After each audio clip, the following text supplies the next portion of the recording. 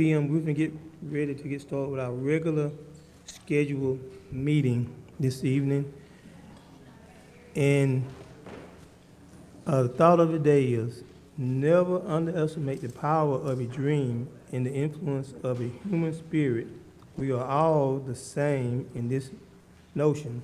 The potential for greatness lives within each one of us. At this time, I just want to make sure everybody knows that Chairman Baines, our chairman, will not be attending this meeting, and it falls to the vice chair, which is me, this year. And so the next, we're going to ask, I'm going to do the invocation, and we're going to ask Commissioner Edwards if he would do the Pledge of Allegiance of the flag. So would everyone bow their heads as we pray? Dear Heavenly Father, once again, we just come before Thee with thanksgiving in our hearts, my Father. We come just thanking You for just being God and being God all by Yourself. We know, my Father, that You are truly a good God, my Father, one whom sits up high and look down low. You know what our needs are before we know what they are ourselves, and we just come this evening as we conduct Your business for Your people. We just come thanking You, and so that we may be able to do Your will, not our will, but Your will. This we pray. In our Lord and Savior Jesus Christ's name, amen.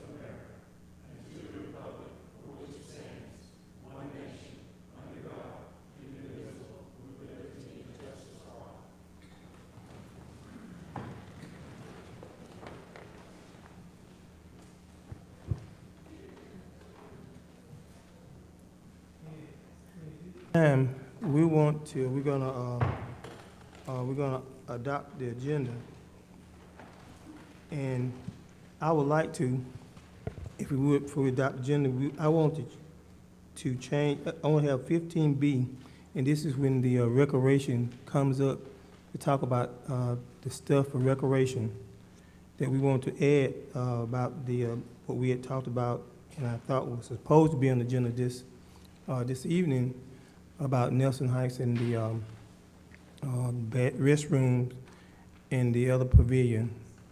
And so I want to just add 15B to that so that we can kind of discuss that and hopefully get that out the way. And in the funding, let me just say it up front, we're coming 2017 splash. I think it was $150,000 that we had yet to spend, and in about a year and a half. It's, I think, too long not to really just do something. So, having said that, is there a motion? Go ahead. Yeah.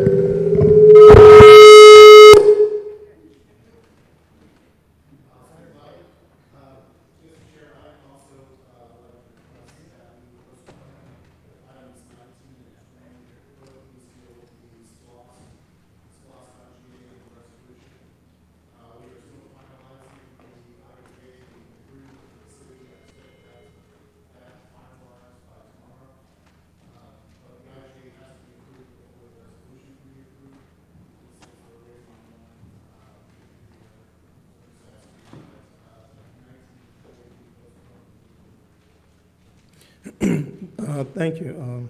Thank you. I guess the question is, could we, to the county attorney, could we do it all in the consent agenda, or do we have to make a separate motion? For changing the agenda? Right. Yeah, I would call for a motion to adopt the agenda with the revised changes. Is there anyone make the motion? I'd like to make a motion to adopt the agenda with the advised changes from the vice chair and the county attorney. It has been motioned by Commissioner Sanders and seconded by Commissioner Edwards. Are there any discussion? Since there's no discussion, all in favor? All opposed?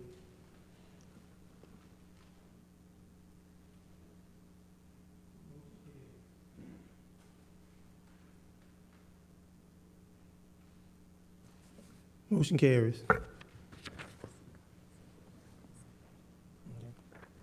Yes, the next is is our citizen comments. Agenda topics on, are there anybody who would like to make a comment on our agenda? 3 minutes. 3 minutes.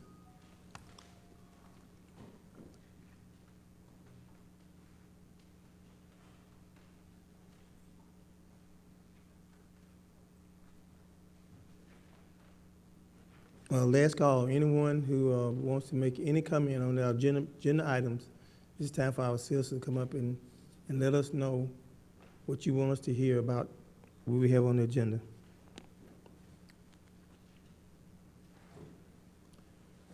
Thank you.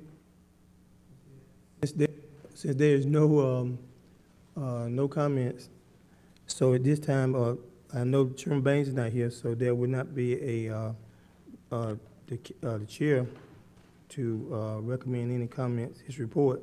So we're going to ask at this time if the county manager would give us his report.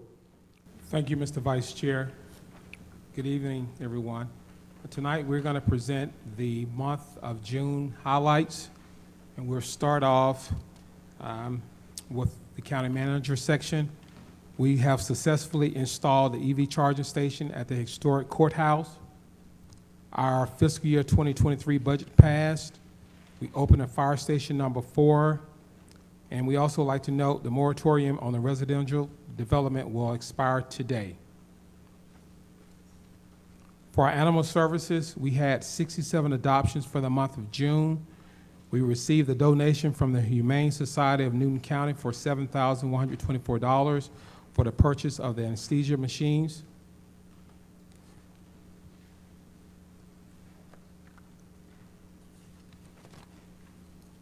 For our building services, we have the COVID kiosk has been delivered to the health department. It was provided by the Georgia Department of Public Health at no cost to the county, and the kiosk is located outside the health department on the covered porch area and will be available 24 hours a day for our citizens to access. There also will be no costs associated with the test costs for the citizens.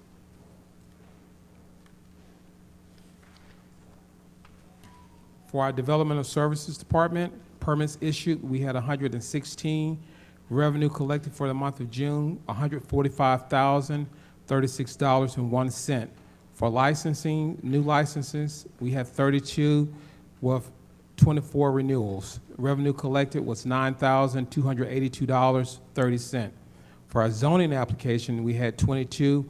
Revenue collected was $2,625. For our planning development applications, we had 7. Revenue collected was $35,277.30. Total revenue collected for the month of June, $192,370.61. For our code enforcement, we had complaints violation for the month of June, 119. Out of those 119, 76 were closed, and we issued 6 citations. For elections, we had successful elections conducted in the month of May and June. For our EMA department, they coordinated with Rainbow Homeless Shelter to provide 12 additional cots for the extreme temperature conditions. We also are continuing to be innovative to increase our code red registration, and our current registration stands at 843, and we are looking for additional ways to sign up more residents. For our finance, again, we successfully passed our fiscal year 23 budget. Our budget books are now available on the website, and our finance department is now going to start working for audit season after the closeout of fiscal year 2022. We're also continuing the management of the ARPA allotment and distribution. For our fire services, we did open Station 4 again, and we're working on the design phase for the donated Georgia Forestry facility for renovation, and our fire chief and his staff are taking the lead on working with the school system on developing a curriculum for fire services to prepare our young students the opportunity to have a career in fire services. For GIS, we had 17 maps requested, and we had 31 individual maps were printed or produced. And our county is we're continuing to work on our next gen 911 project with our consultants and GeoCom and E911 staff. Human resources, we added 7 additional personnel for the month of June from the Juvenile Court, Fleet Services, and Senior Services Department. We also had 8 separations from jail operations, planning, and fire services. Information services, employee cybersecurity training continued for the month of June. We also had 724 test phishing emails were sent out, and we had some opportunities for reporting and testing phishing emails that we're addressing.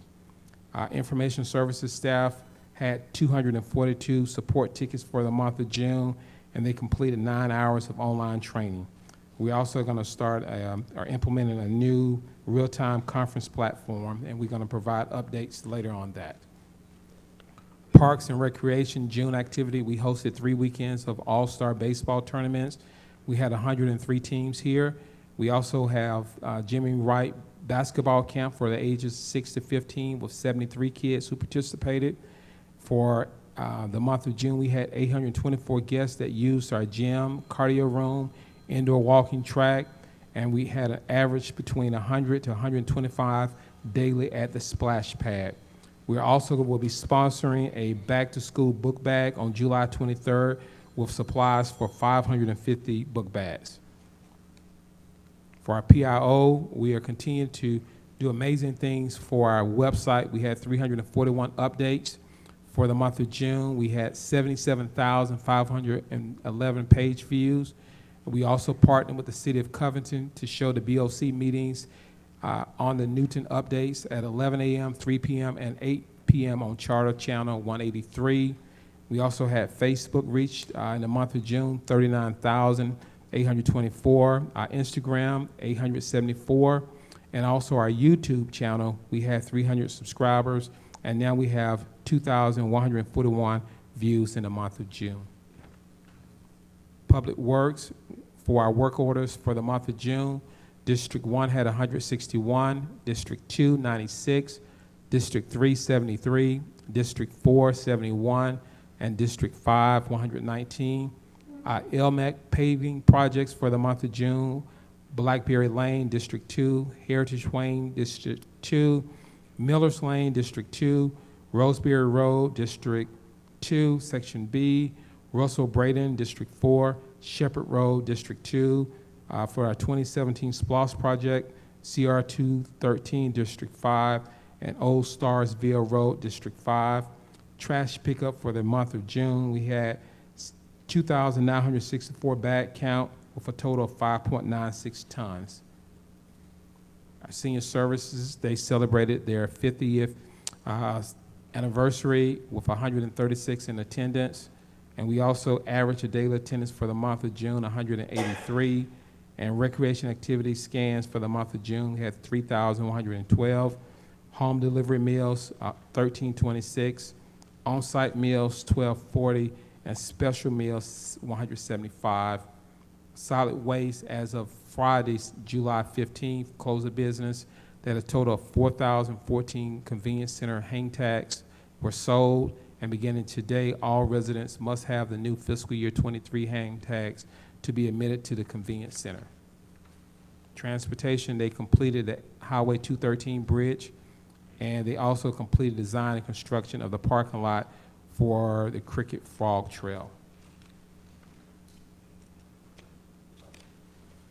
And also, we just wanted to kind of provide an update on the COVID at where we are as a county. Total, this report was prepared or generated today at 10:20 a.m. Total 26,262 total cases for our county. And the last 14 days, we had 403. And from the COVID report, this is actually current information. They're advising as far as Newton County, Georgia community level is high, and they are encouraging as far as wearing masks indoors and just staying up to date with your COVID-19 vaccinations. And that ends the monthly report for the month of June. Also, just wanted to note for the elected officials and our public that our staff, a lot of this report this month, they're providing numbers so you can see how we're performing. We're moving forward to provide the data so you all will know what's happening in our county. Thank you, County Manager. Before we ask any questions, I just want to just kind of reiterate, please cut your phones off when we're in this meeting. If you have a phone that you need to answer, please get up and go outside. And we would appreciate it very much so that there will be no disruption during the course of our meeting. Thank you. And this time, are there any questions? Thank you, Mr. Vice Chair. This is a rhetorical question because obviously I don't know. I thought the moratorium was to expire the last day of this month. That was always been the 19th? Okay. Thank you, Mr. Chairman. Are there any more questions? There you go. Commissioner Sanders. Thank you, Mr. Chair. Mentioning about the electric vehicle equipment, do we know when the parking for the commissioners will be moved or where it's going to be located? I'm working with our building services director to identify some spots for our elected officials. Okay.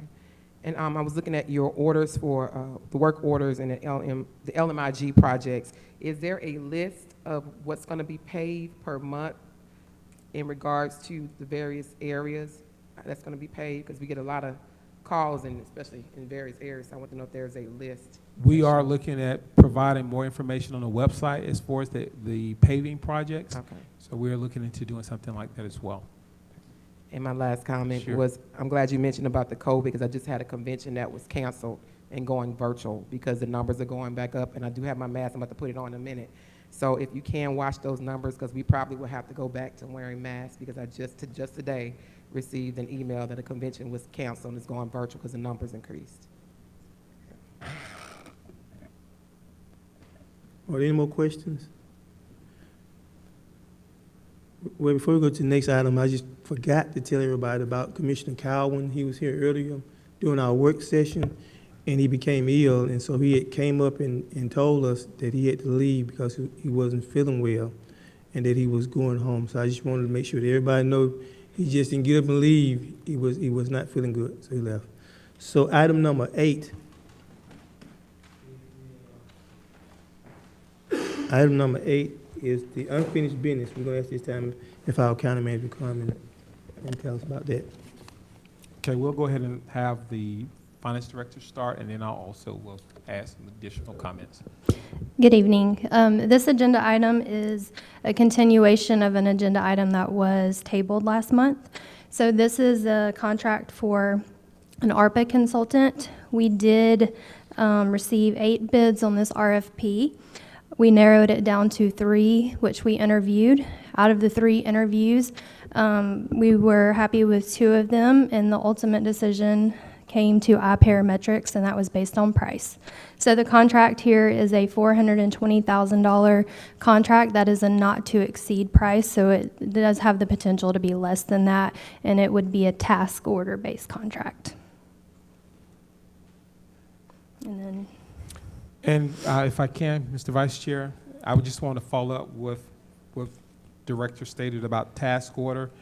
This should be treated similar to the contract that we have with Assistant Jeff Prime's contract with the county, meaning task order as they are provided. We would bring those tasks before the board for their approval. The task would include the description of the task, a total cost or fees associated with that specific task, as well as all the information that would be needed by this board, and you all would have full transparency on how we're using our ARPA fundings, as well as approval of these particular tasks. Some of the tasks, the specific tasks that might be used for the consultant would be managing our small business assistance program. Another task might be providing our quarterly financial reports or our annual reports, but these are just some of the tasks, example of some tasks that the consultants would lead on, and we would provide the updates to you all. Each of the tasks will come before this board, and you all would have to approve those tasks. And as Director White stated, the not to exceed $420,000, that's just the dollar amount. It could be far less than that.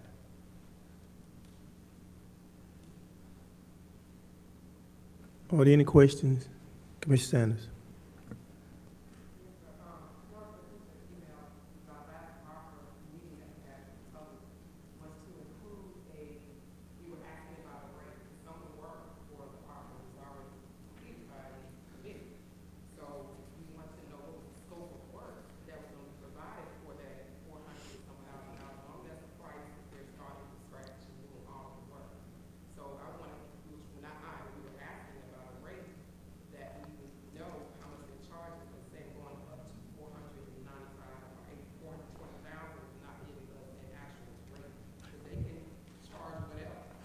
They included a rate schedule within the RFP that was provided to you all. We have copies if you need it. I brought one copy. Okay. I thought, I'm sorry, I thought it was included, but we do have a copy for the rate schedule. And again, the rate of $420,000 is not to exceed. So if they don't perform all of the tasks, then we would not be charged. We would only be charged for whatever task that they complete. And each of those tasks still would be approved by this board. We would bring it before you all. And it didn't outline, it was kind of generic, it didn't outline the scope of work, like what are they? Are they gonna provide, I was looking for, like I said about records, it's gonna be on the website so the citizens can see it. There was like nothing in detail of how everything was gonna be provided. There was no detailed information of the scope of work that they were doing for us for these ARPA dollars. These are federal dollars, so we're gonna have to take this really seriously because we have a lot of people going to jail. Well, we do know that, and I'm sure the consultants know this as well. And they do have experience managing programs such as this, FEMA and other federal funds, and they know the expectations from this county as far as how we're supposed to spend our federal funds. And I'm emphasizing again, all of the tasks that they complete or perform will become before this board for you all's approval. And also, there was a section I'm looking for, I think I have it written down somewhere. It said that the county manager is able to basically move or change any funds up to $25,000. And that one didn't sit well with me, because that one should come before the board because it's our federal dollars, and that was in the contract. So I don't think anything, I don't think it's $1. It needs to come before the board, and that needs to be reiterated in the contract, it's not in detail in the contract. Okay, well, and I'm sure you know, we bring all contractual agreements before the board from $1,000 to $5 million, whatever the dollar amount, we bring all of the contracts before the board to get you all's approval. I get that, but it wasn't in the contract. Once it's signed off, you're signing off on the verbiage that's reiterated in that contract. So that was my concern, it's not in detailed in the contract. Okay, we could have the county attorney look at that language, but as far as what the, So with the that's hard, voting on something where the it's not. consultant, and I think as far as going ahead with the projects, going ahead, we have the outstanding projects. We have so many businesses or nonprofits that have submitted. I think it is appropriate for us to go ahead and have a consultant to assist us with this, to have a independent entity that is involved with this. And this is very similar on how other counties are using their ARPA funding. It's not about the consultant, it's about the verbiage that's in the contract. That's the issue. And not having the actual rate that was provided to us in regards to the information. Yeah, my mic's on, it's on. Not having the information provided, because like I went through that in detail, and I'm just hearing about a rate that we asked about a couple of weeks ago. So that's my only concern. It's hard for me to vote for something that's not in writing. It really is hard, but that was all of my question, because it had a lot of information in there, even the liability, like I said, it had liability insurance. What the insurance, I know they're gonna provide that to the county, but we as commissioners to see some part of that. So it's not the consultant per se, it's the verbiage that's in the actual contract. That's the issue.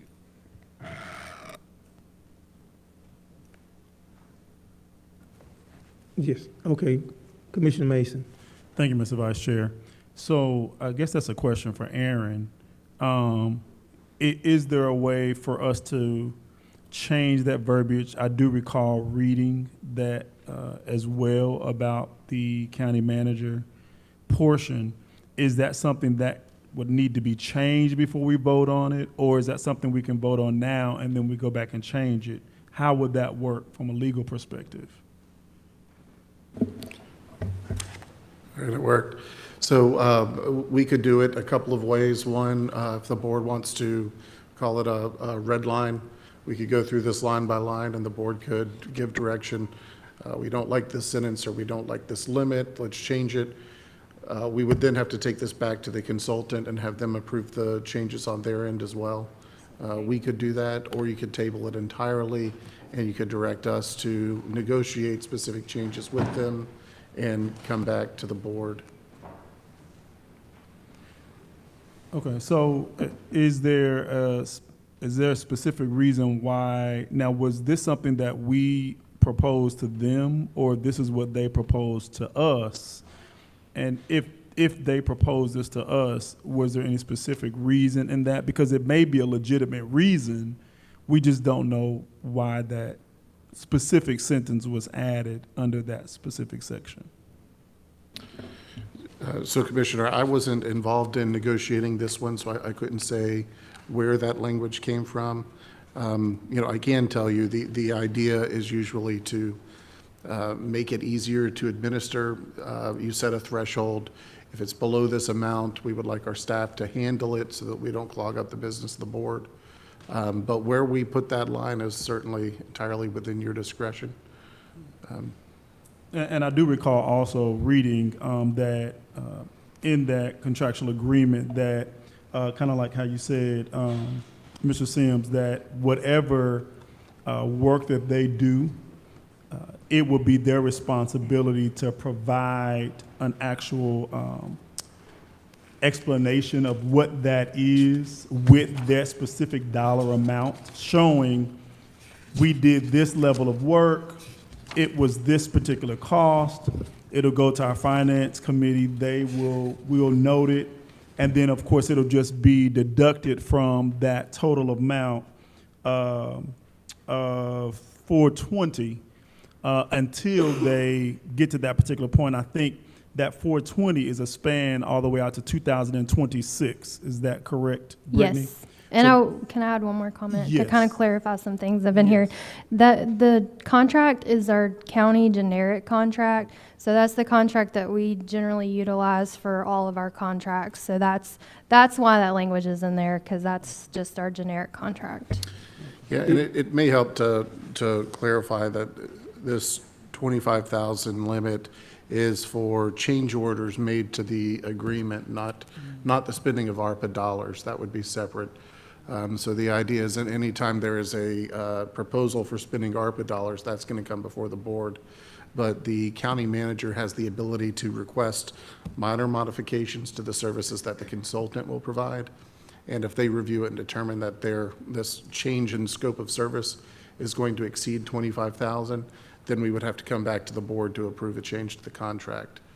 So I wanted to make sure there's no confusion. So we aren't spending ARPA dollars here. Yes, so if we could we just come back to this? It's 7:30, and we must on our zone at 7:30.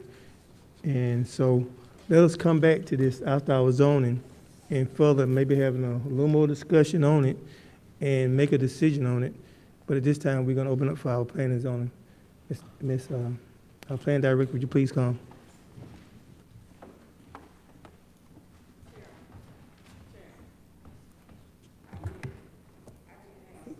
We don't answer any question at this time. It will be at the latter part of the meeting. You may come back and ask a question, but right now we're in the process of conducting county business. Thank you, ma'am. Please go ahead. Thank you, Chairman. Good evening, Chairman and Commissioners. Our first case It's new, okay. Our first zoning case this evening, it's a future land use map amendment. It's case number FLU22-000002. It's located on McDonald Road. It's a total of 41.93 acres. Tax ID is 89-9F. And existing zoning is agricultural. Existing land use map is AF, which is agricultural forestry. And the proposed land use is rural residential. The watershed is in the Alcovy River, and it's located in District 1. And our petitioner today is David and Tiffany Lynch. The applicant's intent is to designate a future land use to rural residential in order to seek a rezoning to be able to subdivide out 5 acres from the parcel and to build a single-family residential home. Conclusion. The 41.93-acre parcel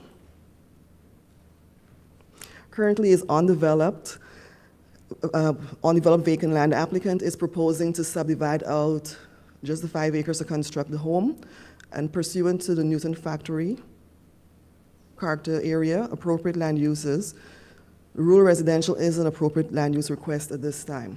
Should the board decide to approve this petition, staff is of the opinion that the future land use amendment may be appropriate for the area. And because this is a future land use map amendment, there are no recommendations. Should the board approve it, the applicant will have to come before the board again when it's rezoning, and at that time, recommendations are made. Are there any questions? And the applicants are here. Anyone have any questions? So at this time, there will be a public meeting. All in favor will have 10 minutes, and all opposed, we're going to all in favor, please come up I think and applicant may be here. speak. If you're in favor of it, you'll have 10 minutes. And if you're opposed to it, after 10 minutes up for all those in favor, then we'll come back with people who may be opposed. So are there anyone else who are in favor?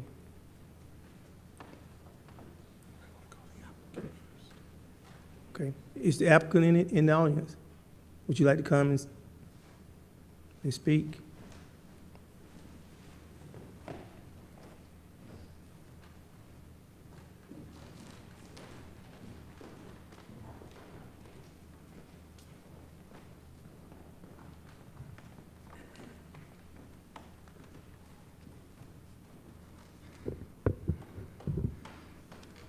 Thank you all. My name is David. This is Tiffany. We're the applicants. This is the landowner, Stuart McDonald. We're just here to do the future land use map to cut out 5 acres of the land and build a house. That's all we're here for.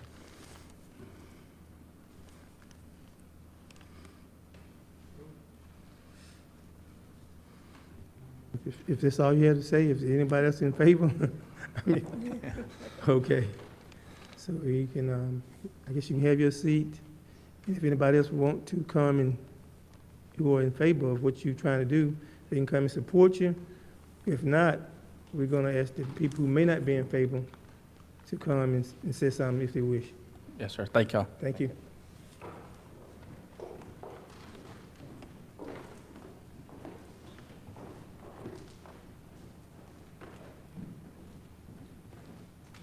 Are there anyone in the audience who are not in favor of this particular zoning?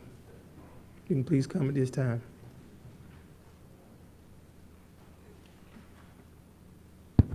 Thank you. So we're going to ask, are there any motions? And this is in. Thank you, Mr. Mr. Warren, Vice. sure. Thank you, Mr. Vice Chair. At this time, I'd like to make a motion to approve future land use map amendment, FLU 22-00002.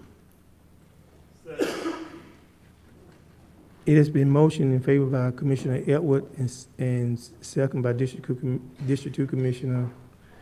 Are there any conversation, anything that I want to say? Any comments on this zoning? Any questions? Thank you. It is now closed. All in favor? All opposed? 4-0. Motion passes.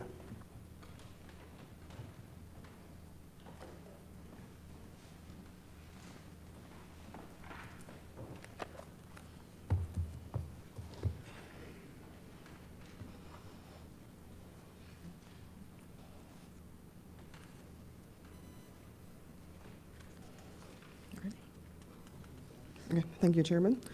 Our second case this evening is a modification, case number MOD 22-000001, and it is the modified conditions of zoning to remove condition number 1A. The existing zoning is general commercial. It's located in the Salem overlay tier 3. The location is 3600 Salem Road. The parcel size, 23.84 acres. The tax ID is 13-48. It is located in Commission District 3, and the owner is Ventrum Covington, Inc., and our petitioner and representative today is John Nix. An applicant's intent is to modify the conditions of zoning to remove condition 1A regarding the maximum density allowed to be constructed. And the purpose, on March 15th, 2005, Timber South Properties sought a rezoning to develop a planned residential commercial development with 335 dwelling units and 92,000 square feet of commercial space located on the southeastern side of Salem and Kirkland Road. The petition was denied by the Board of Commissioners.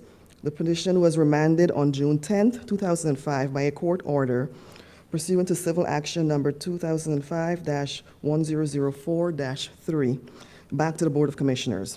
On July 19th, 2005, the petition was approved with conditions by the board. When the existing buildings were built, they were built and they exceeded the maximum density at the time. The current existing square footage of the buildings is approximately 133,000 square feet, which exceeds the maximum per the zoning conditions by approximately 14,000 square feet. The applicant is proposing to modify the conditions of zoning to remove this condition and that future development of the subject property be subject to the impervious surface requirements of the Salem overlay, not the density. And the current requirement for the Salem overlay impervious surface is 80%. Currently, the development has just 60.48% of impervious surface. The existing condition to be modified is one, to the owner's agreement to restrict the use of the subject property as follows. A, retail service, commercial and/or office and accessory uses, including all exterior food and beverage service areas at a maximum density of 5,621.16 gross square feet per acre zoned, or a total of 119,000 square feet, whichever is less.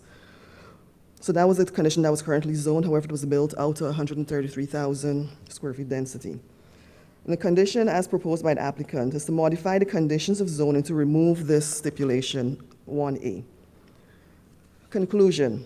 Should the Board of Commissioners recommend approval of the modification to remove condition 1A of the 2005 rezoning petition, staff recommends the following condition to be applied to the property. Recommended conditions. Should this modification petition be approved by the Board of Commissioners, it should be approved conditional, subject to the owner's agreement to the following enumerated condition. Where this condition conflicts with the stipulations and offerings contained in the letter of intent, this condition shall supersede unless specifically stipulated by the Board of Commissioners. 1, to allow the owner's agreement to abide by the following development standards and regulations. A, all other conditions of the original rezoning dated July 19th, 2005, and approved by the Board of Commissioners shall apply. And these conditions are included in your packets, Commissioners. And here we have an aerial view of the current development. It's the Kroger Shopping Center on Salem Road. Current zoning, general commercial, overlay, it's in tier 3 of the Salem overlay. And it's in the Yellow River watershed, and a little bit is in the South River as well. And this is a survey of the plat as it is currently, the layout. And if there are any questions, and the applicant is present. Yes, and at this time, if the applicant would please come and who is in favor of it, and would you please come and give us your presentation? Good evening.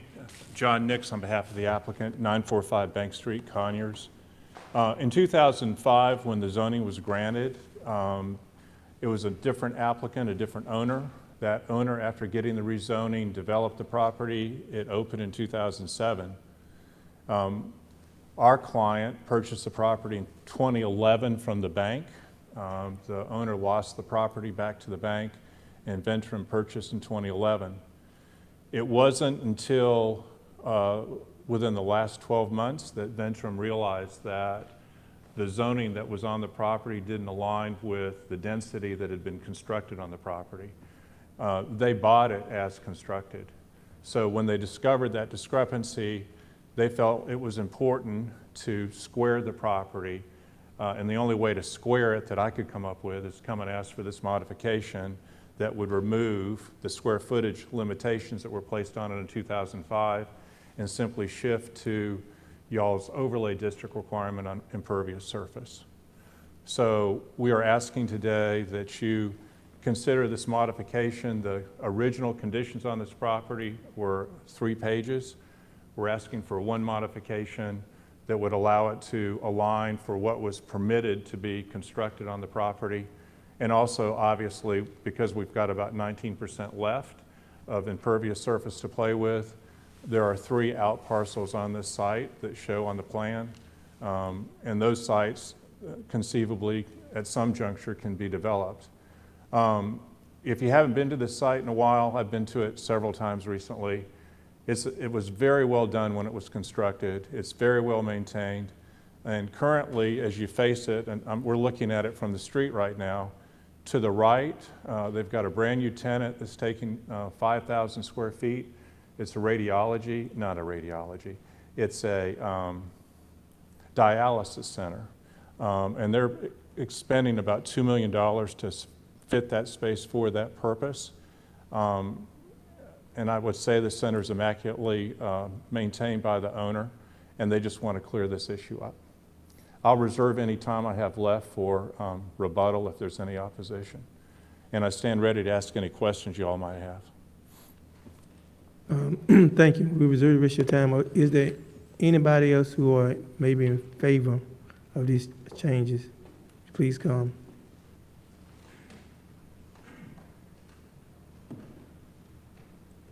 Okay. So we're going to say, are there anyone who are in opposition of these changes? Would you please come if you have anything to say?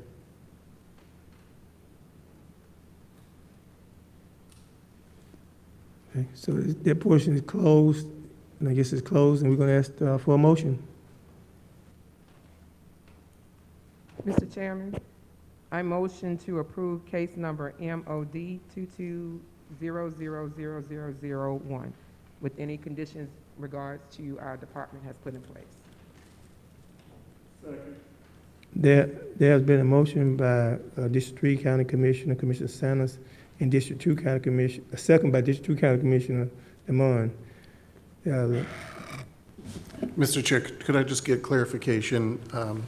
I believe this was your intent, but your intent was a motion to remove condition 1A to approve the request? Yeah, approve the request, and I know there were some conditions that were in the request that you guys had. Am I correct, Shana? Yes, ma'am, just that he would abide by the remaining conditions as it was stipulated by the board. Okay. So do I need to change that? Would you please? State it and I'll say, so moved. Yeah, just to restate, because this is what your motion was. But the motion was to approve request MOD 2250 and then a 1 to modify the zoning conditions to remove condition number 1A regarding the maximum density. So moved by the county attorney. It has been motioned and second. Is there any questions? Okay. Okay, I'm sorry. Commissioner Edwards, please. Thank you, Mr. Vice Chair, and this question is for Shane, I believe. So if this condition were not to be removed, can the 3 out parcels still be developed as desired by the applicant? It wouldn't be because the density has already been exceeded. I'm not sure how that happened back in the day when it was built, but the reason why he's requesting that is so that he'll be able to put an out parcel now. Okay. So without this, he couldn't do the, thank you, Mr. Vice Chair, and thanks, Sheena. Okay, are there any more questions? All in favor?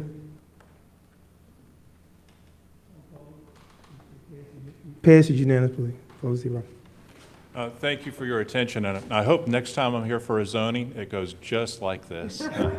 I appreciate it.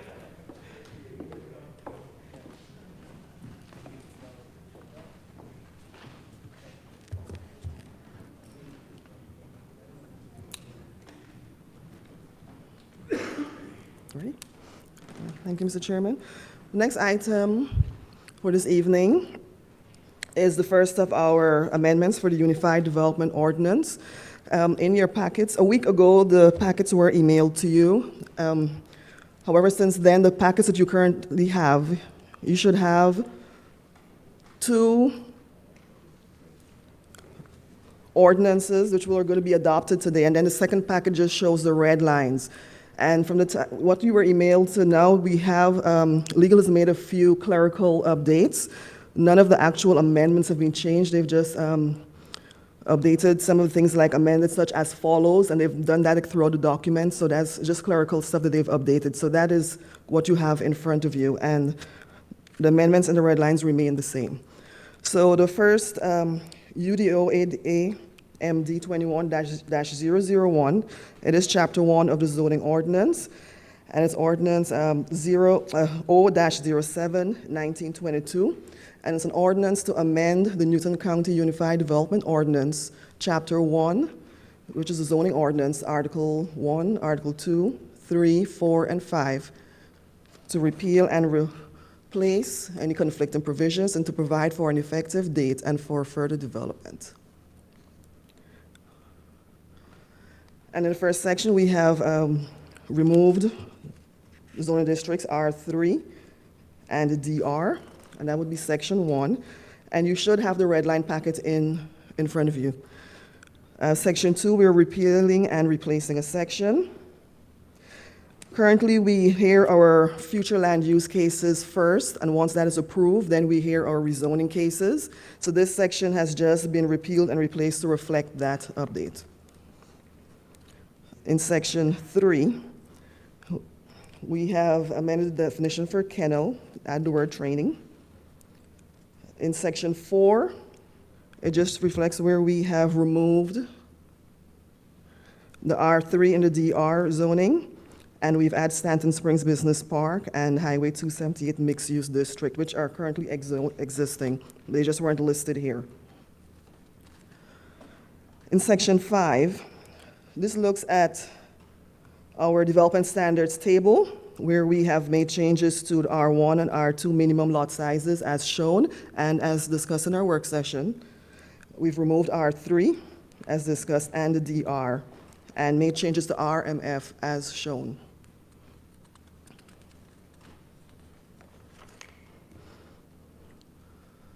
In section 6, we have addressed the development standards for our residential districts. It'll be agricultural, rural estate, agricultural residential, R1, R2, and RMF, and we have amended the building line for the A zoning from 400 to 300 feet, and for the remainder, we have added accents and architectural aesthetics as requested and as discussed in our work session. So we'll have like brick accents, stucco accents on homes now, and that is for our residential zonings, as shown in section 6. And section 6 also reflects the changes that were made in the table above to our lot sizes, the minimum lot sizes. Section 7, this is our R3, single-family residential district, which we have removed or deleted from an ordinance. And section 8 is our DR, single and two-family residential district, which we've also deleted from the ordinance. And section 9 just shows our multifamily changes that we've made. As shown above, it addresses the number the minimum road frontage, as well as the minimum heated square feet for this zoning.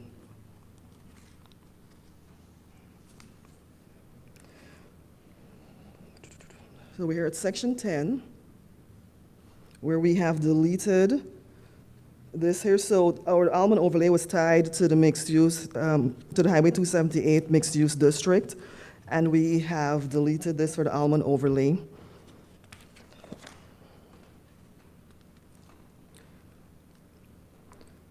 Section 11, this addresses our core districts, and we have updated the minimum lot sizes to be reflected in these zoning districts here as well. We've also removed R3 and the DR zoning districts and updated our multifamily as shown, where there are no septic lots allowed on multifamily zonings.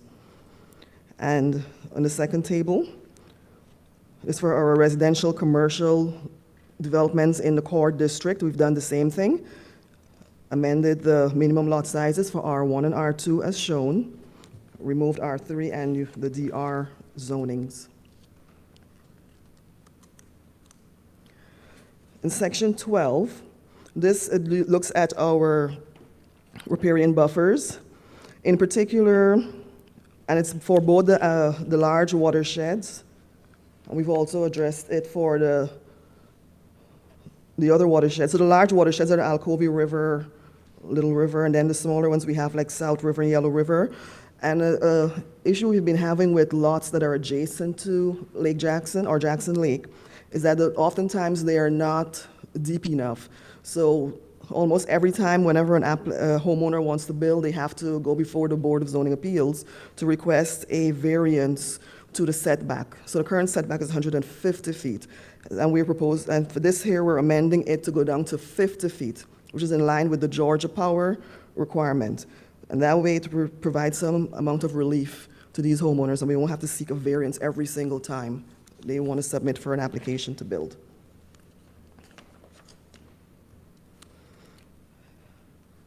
In section 13, this is the open space conservation, and we have essentially removed the application where it will apply to the Almond, Salem, and Brickstore overlays. So this way, applicants cannot use both the advantages of small lots in the overlay as well as add the open space overlay to it. So we've just separated them out and removed them from them being able to use it here. Section 14, we are still in, I think I'm way ahead. Section 14, we have just adjusted the minimum lot sizes again in the open space conservation overlay district, and we've removed R3 zoning, and we're going to be doing that throughout the ordinance. Section 15 is the development standards table for the Almond overlay, and the changes are made as shown to the densities and as well as the number of townhomes that will be allowed and the number of multifamily units as shown and as discussed in our work session. And also we've added a footnote that any single family homes built in the Tier 2, which is the mixed use development, the ordinance was silent on that. So what we have done is the Tier 1 single family residential shall also apply to this tier for mixed use, because the ordinance was silent on that before. So this would serve as guidance to the developers. In section 16, development standards residential in the Almond overlay again, we've also added a footnote for that table that single family lots in Tier 2 shall follow the building standards for the Tier 1 single family residential, because the ordinance was silent on that as well. Section 17, this addresses the road network in the Almond overlay. There will be no dead-end roads or cul-de-sacs. We are promoting, just like the Salem overlay, for them to have interconnectivity. And that's what Section 17 addresses. In section 18, we've updated a footnote again, where single-family homes in Tier 3 mixed-use development shall apply the same standards as single-family homes in Tier 1, because the ordinance was silent on that as well.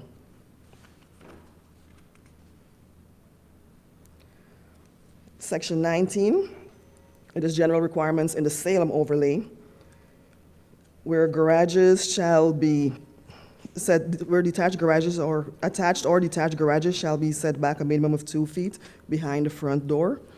And this brings it similar to what is in the Almond overlay as well.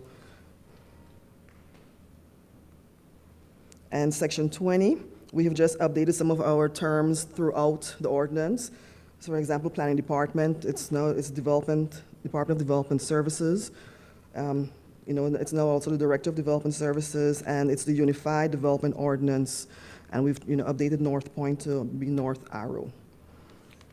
And that would bring us to the end of the amendments for Chapter 1 of the zoning ordinance. And if there are any questions. Are there any questions? Commissioner Edwards? Thank you, Mr. Vice Chair. Sheena, Yes, so refresh my memory on the agricultural residential. What was the minimum lot size on well and septic? Did that change? No, sir, we did not change anything in the agricultural zoning except for the width of the building line. Okay, So but the acreage did not change. No. Okay, I just want to It's still 10 acres for all. It's still 10 acres for all lots in the A zoning. Okay, and then there's still 2 acres on the RE. I see. Mm-hmm. Just want to make sure. And the watershed areas pretty much stayed the same on the lot sizes, right? Correct. We did not change those. All right. Thank you, Mr. Vice Chair. Thank you, Sheena. Mm-hmm. Are there any more questions? Okay.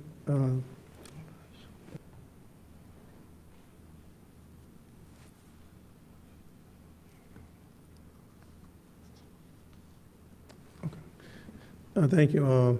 Is there a motion? Is this a public hearing? Stated by Development Services Director. Is there a second? Second. Thank you. There has been a motion made by Commissioner Edwards and a second by Commissioner Masons. Are there any questions? Okay. All in favor?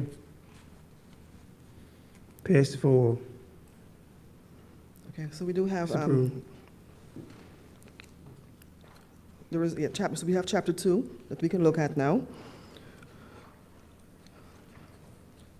UDO AMD 22-002, and it's ordinance 07-1922A, and it's an ordinance to amend the Newton County Unified Development Regulations, all the chapters 1, 2, 3, 4, 5, and 6, and to repeal conflicting provisions and to provide for an effective date and for further purposes. And section 1, which addresses exemptions, where single-family homes for family purposes, now they would have to obtain a permit for building, so we've removed that criteria where they didn't have to in the past. Section 2, it just addresses our jurisdiction, it amends the county's jurisdiction as the LIA, and it just specifies exactly what we can do as shown there. Section 3, it looks at definitions, and we only have 2. We amended the Director of Development Services and his or her designee, and we have added land disturbance, like a minor land disturbance permit, as shown in your packages and on the screen. Section 4 looks at exempt residential subdivision procedures. We have amended the number of hard copies that we'll receive, paper sizes, and as well as a requirement for specimen trees that need to be shown on the plats.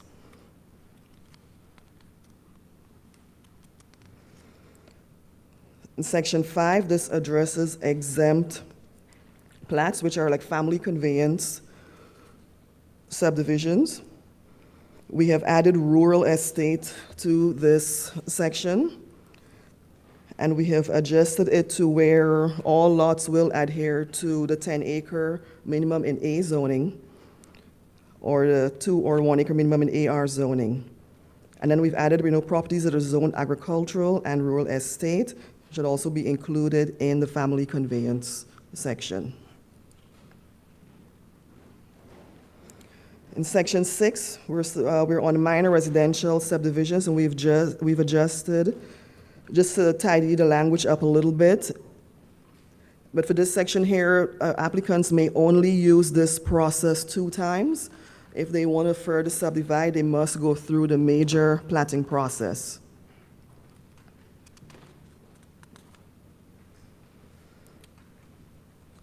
And then we also addressed in the minor subdivision process, we also looked at the number of hard copies. We have amended the sheet sizes and also amended the street addressing process, and also the requirement for specimen trees. Section 7, this is non-residential subdivision. We've amended the number of copies that we'll receive and the requirement for specimen trees and impervious surface. Section 8 addresses concept plans. We have changed the number of days required to complete a review of it. We've also amended the number of copies required and our digital copies for the preliminary plats and concept plans in Section 8, as shown in your packets. Section 9 still addresses preliminary plats, and we've amended it. We've amended the street addressing requirements, and in Section 10, the effect of the preliminary plat approval. Currently, there is no restriction on when an old preliminary plat can come before the Planning Commission again for an extension. So this section addresses that, where it has to be within 24 months or the plat will expire. Section 11, we're reviewing construction development plans. It addresses the lot drainage, specimen tree requirements, and the street addressing requirements, as shown in your packets. And in Section 12, just review of construction and development plans. It amends the centerline segment requirements. Section 13, final plat approval. We have added the GIS department and their requirements, and there's also been changes to the paper sizes and the street addressing process. Section 14 looks at the house location drainage plan and the requirements that will need it for that. Section 15, commercial industrial development, just requirements that will need it for the final site plans as shown.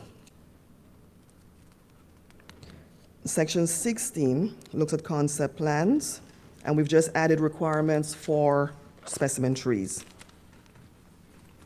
Section 17 looks at preliminary site plat approval. We've amended the number of copies required as well as the requirements for specimen trees.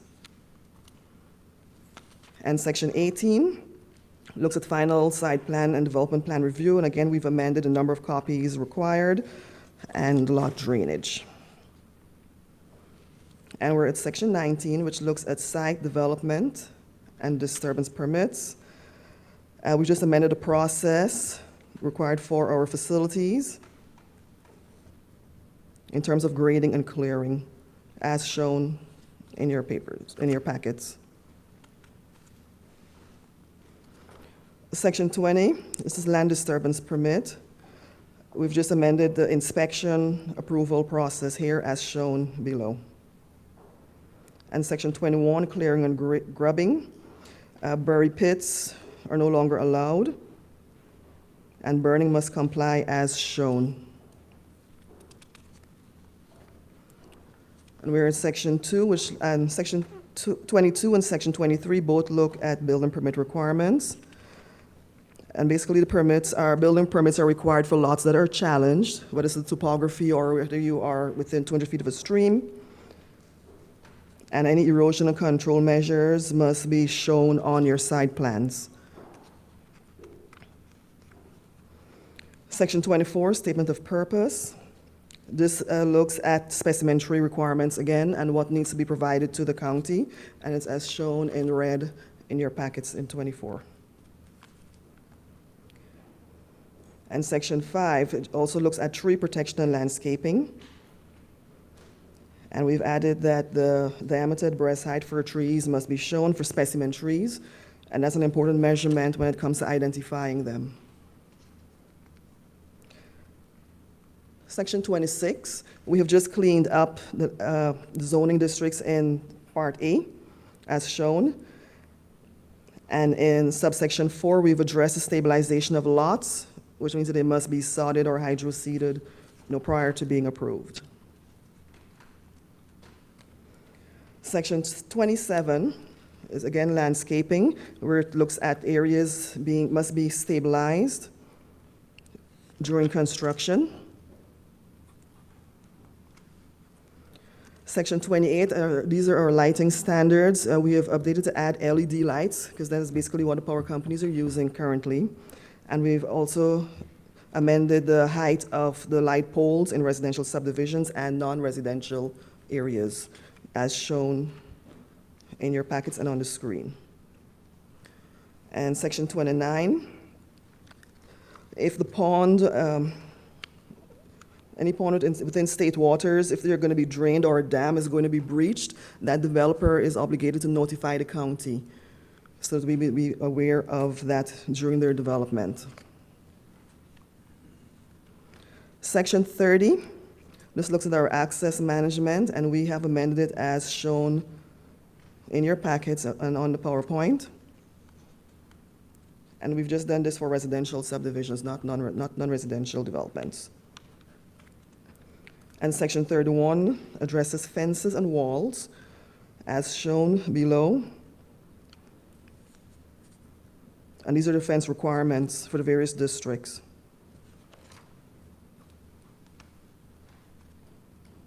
We have Section 32, which addresses our CBUs or mailboxes, and we've added a requirement where they must be covered with materials that are approved by the ordinance, and their parking area must be entirely outside of the right-of-way.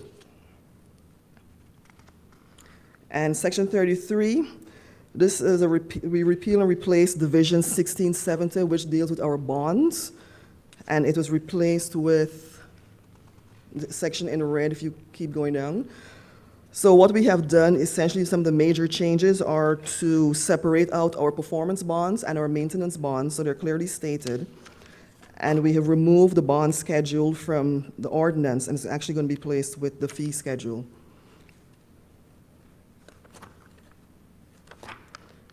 So that was that. And then Section 34, we've just updated these terminologies throughout the ordinance: Development Services Director, Area of Special Flood Hazard, North Arrow, and Unified Development Ordinance, and the Northeast Georgia Regional Commission. And that brings us to the end of the amendments. This is a public hearing, so if there are any questions. Yes, once again, are there any questions? I just like to just say these ordinance amendments that I forgot to, for the first one, do a public hearing, giving the audience the opportunity to say what they want to say. During the course of the conversation or presentation, our county attorney, Aaron, he told me, said that we could do both at this time. So if anybody who's against, please come and speak either of the orders. Would you please come at this time and tell us what you would like for us to hear? Well, okay. You want to clarify? Anyone in favor? Call first. Anyone in favor? Good evening, Mr. Chairman, members of the board. My name is Joe Padilla. I'm with Smith Douglas Homes. Address is 110 Village Trail in Woodstock, Georgia, 30188. Just wanted to make a few comments tonight. We are a privately held regional home builder based here in Metro Atlanta. We're building just down the road from you a community called Westbridge in the city of Covington, and are very excited about building in Newton County, being a part of everything going on here. As many of you are aware, Newton County, Metro Atlanta as a whole, our country as a whole, is facing significant challenge right now from housing affordability and housing access. It has been really exacerbated the last few months by rising interest rates, by supply chain issues, labor costs. It's getting worse by the day. And unfortunately, when we look at the UDO, which I'll be frank, just received on Monday, a lot of these changes are going to make that problem even worse. You have lot sizes in here that are getting significantly larger. That is not only going to create a problem in terms of sustainability, effective land use, efficient land use. It goes in the opposite direction of what most planning practices are advocating for. But it's also going to add tens of thousands of dollars to the cost of a new home. Right now, we're at a point in history in Metro Atlanta where housing has never been less affordable. And that's not just a Metro Atlanta problem, that is a national problem, but it is acute here in Metro Atlanta. Study after study shows that your average working family, nurses, teachers, firefighters, healthcare workers, folks who are the backbone of this community cannot afford to buy a home in the community where they work, and they're being pushed further and further out. So we would ask tonight that rather than adopt these amendments, you allow the industry has not really had an opportunity to weigh in or engage with your staff on any of these changes. I think all of us just saw them within the last day or two. I don't know that your Chamber of Commerce, your Economic Development team has weighed in on any of these. Certainly Newton County has a very aggressive workforce housing, economic development strategy. That strategy has to be coupled with an effective look at workforce housing. If you're going to bring certain employers here and attract employers here, where are their employees going to live? Is there housing that they can afford in this community? This UDO, I think, takes you in the opposite direction. We certainly need the moratorium to be lifted, and we're glad that's ending today because it will open up that opportunity for more supply to come into the market. But these changes, as they're currently drafting, go in the wrong direction, and we respectfully request that you would ask your staff to engage with the community, not just the building industry, but also with the Chamber of Commerce, with economic development folks, to really assess whether or not they are going to have a positive impact on the ability of working families here in Newton County to be able to afford a home. Thank you. Would you please repeat your name? Give us your name. Could you give us your name once again? I'm sorry. Joe Padilla, P as in Peter, A, D as in David, I-L-L-A, and our company is Smith Douglas Homes. Thank you.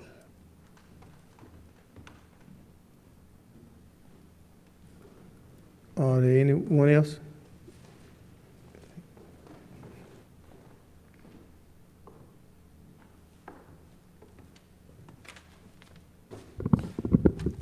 My name is John Deering.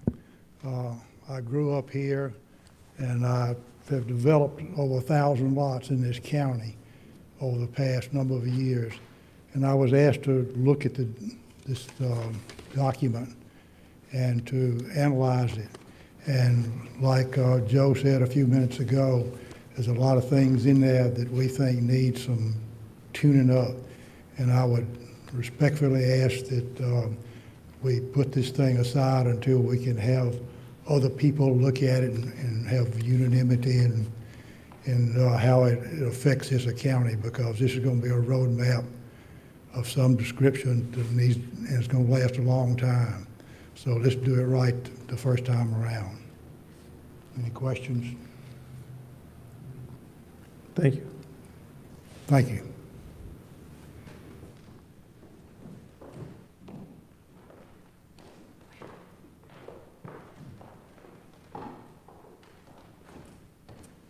Good evening, Commissioners. My name is Garrett Wiley. I'm the Government Affairs Director for the Home Builders Association.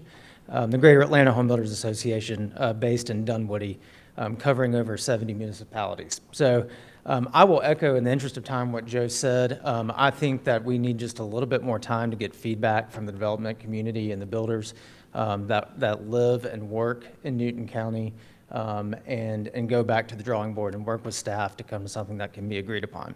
So thank you for your time.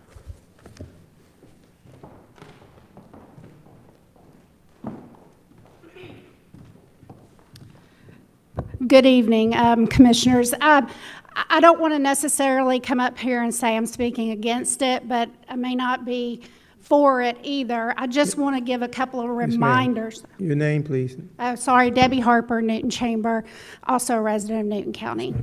But just a couple of reminders. David Kent, the board chair for the chamber, came before you a couple of months ago, and you all agreed to look at a full county land use plan, trying to put that together. We understand the need for coming out of the moratorium, but just want to keep top of mind that you all had agreed to that, and we still look forward to working with you on that. Also, part of the initiative of Newton County Tomorrow, in partnership with the University of Georgia, we'll be looking at a county land use plan as well. That'll be a little high level than probably what we need to look at as to what was agreed on in that partnership with the chamber, where we committed that we would financially support that effort. So I just kind of wanted to give those reminders, but do understand the necessity of coming out of the moratorium. Thank you. Is there anyone else? Yes. Aaron, our county attorney. Yeah, I just wanted to reiterate, to make sure it was clear for everyone, this public hearing was for both public hearing number 3 and number 4, that was UDO AMD 22-001, UDO AMD 22-002. For the sake of convenience, those public hearings were consolidated into one. But if anybody was confused by that, I think it would be appropriate for the board to allow extra time if anyone has something in addition that they would like to add to cover either one or both of those ordinance amendments. Thank you. Anybody else?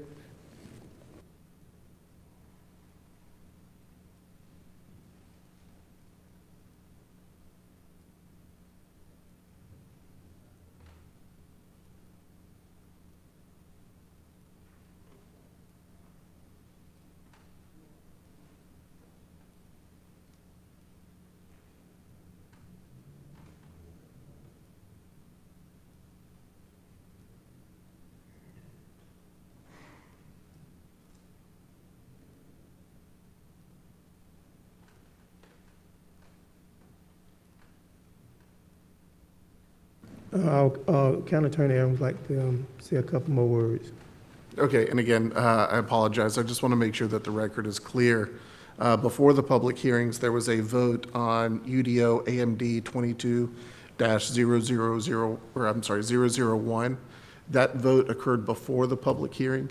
So just to make sure that we're checking all of the boxes, I think it would be appropriate for the board to consider a motion to reconsider and reopen that item now that you've had an opportunity to hear, and then take another vote on public hearing number 3, followed by a vote on public hearing number 4. Yeah, so I think a motion to reconsider UDO AMD 22-001 would be appropriate. Thank you. Is there a motion to reconsider? Yes. Yes, so the question is, should there be 2 separate votes? And my recommendation would be yes. And because the first vote occurred before the public hearing, I would like the board to vote again. You can vote the same way. I just want to make sure that we have a vote following the public hearing to make sure we've checked that box.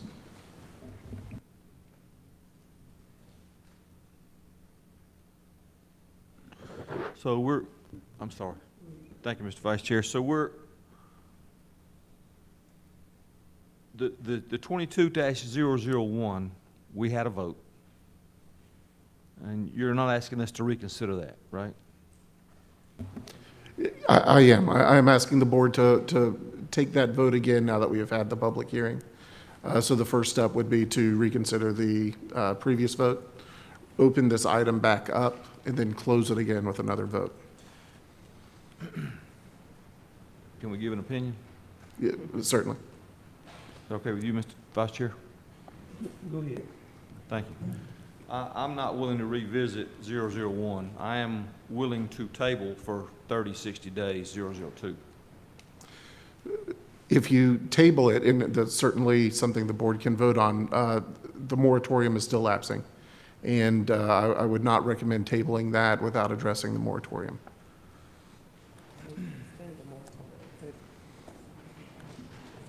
Go ahead. Commissioner Mason. Thank you, Mr. Vice Chair. So I know previously in our work sessions, we stated that all of the work that we did over the zoning, areas of zoning that we wanted to implement was going to be separate from the actual moratorium itself. So by either approving or denying these UDOs, does that determine whether or not the moratorium is still in place or not? Because I want to make sure that we're clear as a board that what we're doing is two separate things, or is it the same thing? If that makes sense. Yeah, and staff, feel free to correct me if I'm wrong about this, but my understanding is that the moratorium expires on its own, and that is independent from the two ordinance amendments. Yes, the moratorium does expire tonight. Mm-hmm. Yes, it does. Okay. Thank you, Mr. Vice Chair. That answered my question.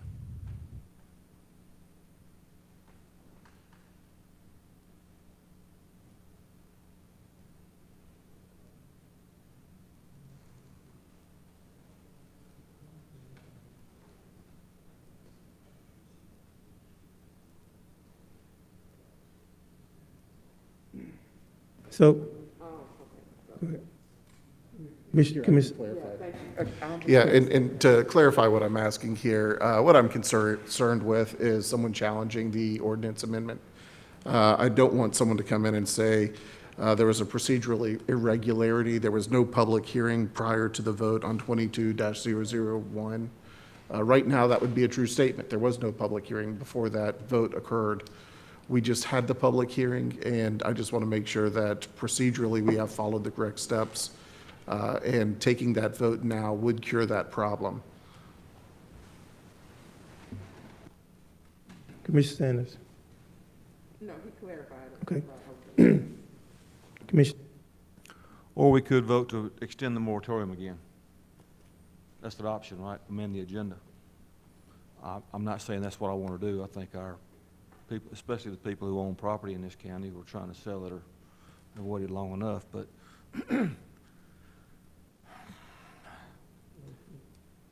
Call the question, whatever you want to do.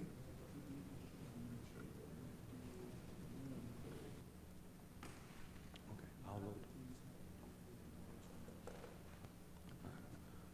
He wants to table it for 30 days. 30 days. 30 days.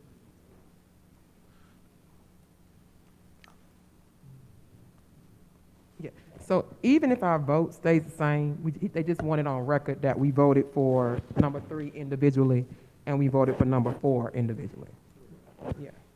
Well, what I would like for our board to do is to have a conversation, but not amongst ourselves and kind of be kind of out. But this is what I would like to do if I could. Since I am the vice chair and a voting member of this board, I'd like to make a motion. So moved as stated by the county attorney.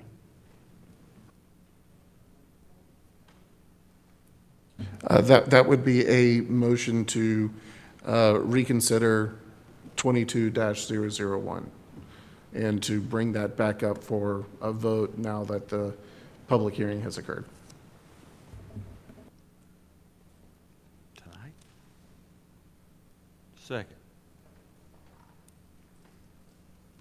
There has been a motion by District 4 County Commissioner, myself, J.C. Henderson, and a second by Commissioner Edward. Are there any? Can I make a Go comment ahead. here? Go ahead. Okay, and just to clarify, so we have a motion and a second here. What this is doing is this is reopening item number 3, as though we just had the public hearing. Now item 3 is being called for a vote. If one of the commissioners would like to propose not approving the ordinance and extending the moratorium, it would be appropriate to discuss it at that time, once this motion is approved. All in favor? All opposed? It passed 4-4. I think 3-1. Commissioner Edwards. Okay. It's 4. Okay, 4. Okay, and Has it been approved? So now we need a, yes, so now you are on item 3. The public hearing has occurred, and so it would be appropriate for the board to entertain a motion.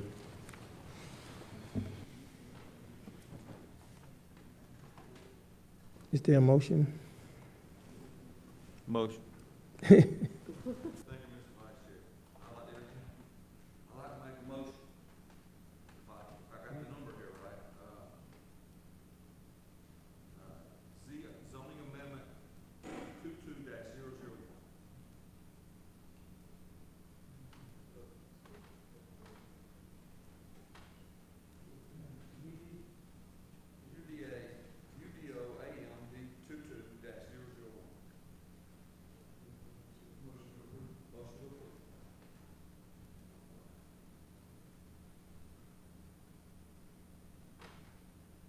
Do we have a second?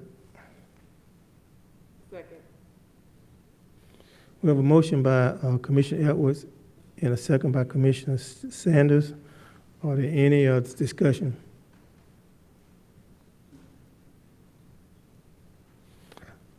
Is there no discussion? All in favor? All opposed? One abstention, myself.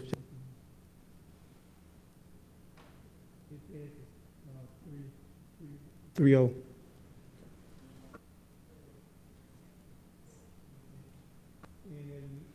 And as we all do with an abstention, I've just got totally confused, and we've been talking the past few minutes, and I couldn't make a very, in my own personal opinion, good vote, considering what I had heard from the citizens.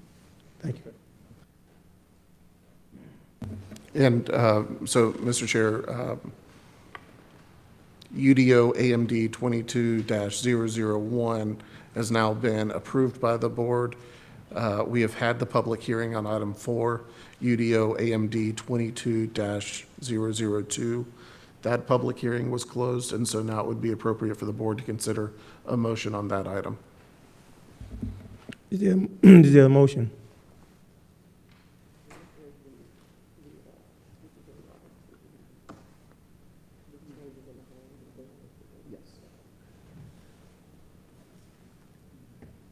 Mr. Sanders. I move to approve UDOA MD 22402 0-471922A.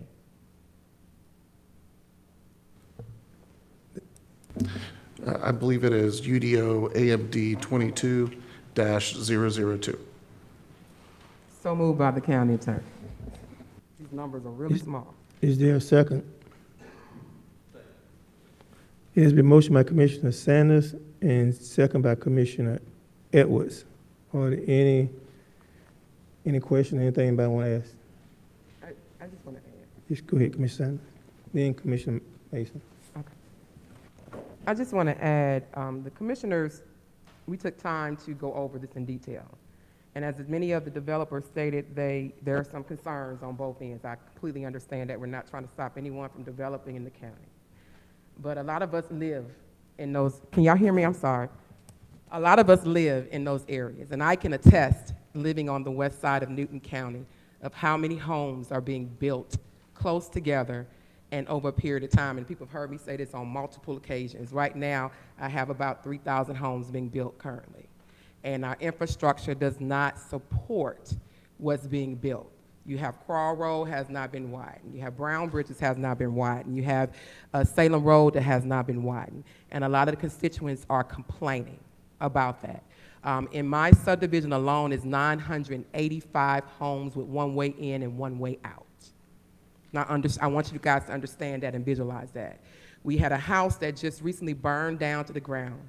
And if that fire department would have been 3 minutes late, all those homes would have caught on fire. So the great thing about being a county commissioner is because you live here and you get to see it as an elected official. So we can sympathize with our constituents because anything we vote on, we feel it because we're there. We're not a state rep or someone that's elected official that don't see or feel what the constituents are going through. We actually feel it and we see it because we live in the community.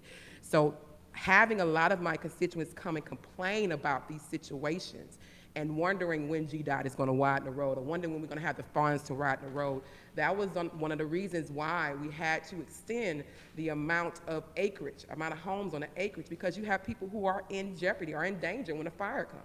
Certain materials being used on homes that are cheaply put up in there. I can tell you from my house. Had a bird fly through the ceiling, went straight through, and I'm like, how did they do that? A bird. Cheaply made materials on a home. But you spend thousands of dollars for this. So I can sympathize and empathize because I live in a community, and that's one of the reasons why I voted that way. Anytime I vote, I'm going to give a reason why, and I also listen to my community who've also complained, I won't say complained, had concerns given to me as a commissioner, and I have to listen to my community. Thank you.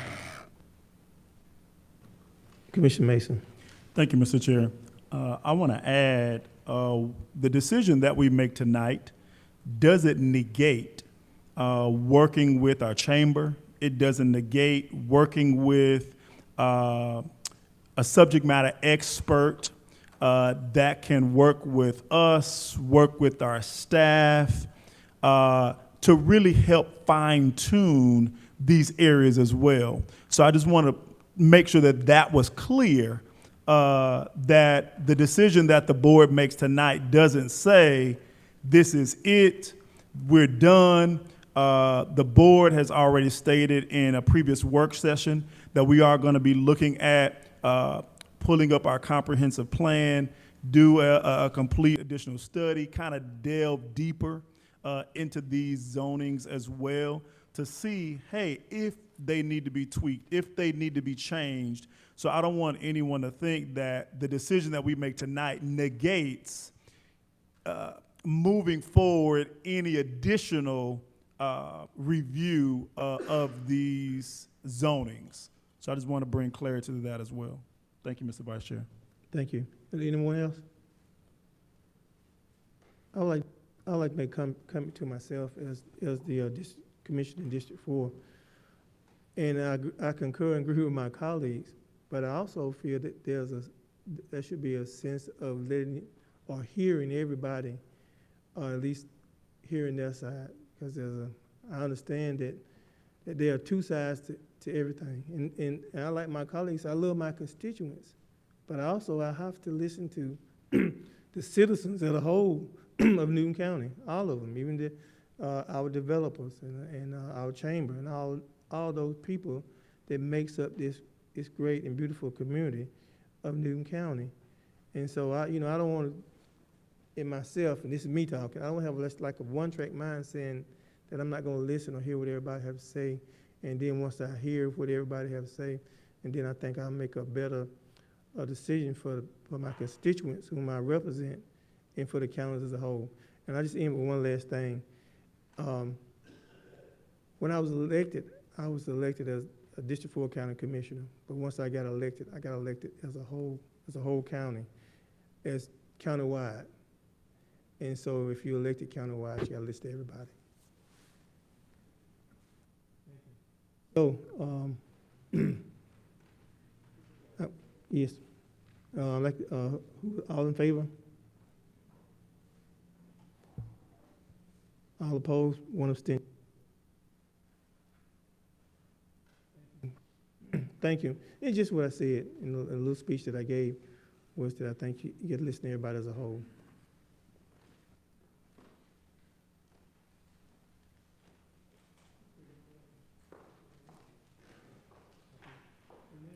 At this time, we're going back to number 8, and we were having a conversation on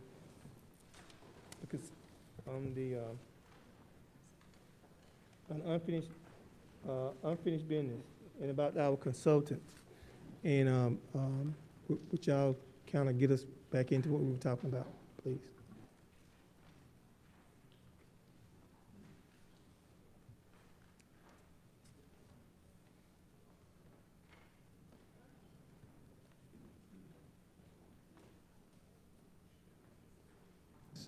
Ms. Brittany, if you would, please. I think we left off with questions, so I'll be happy, and the county manager as well. Any questions you have, we will take them.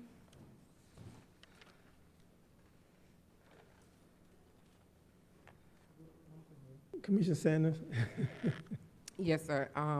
My issue with the contract, and I actually recently had a town hall where constituents were questioning me about the contract, because I share everything.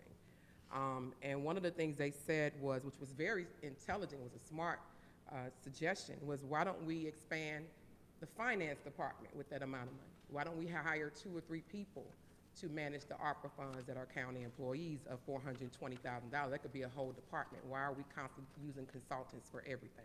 And that made sense. And I thought about that. It made common sense to where we had a department that's for checks and balances, because we don't have a department here in Newton that does the checks and balances. I know you do a lot as a finance director, and your team does a whole lot, but we don't have a department that just goes over the checks and balances of this county. So that made a lot of sense.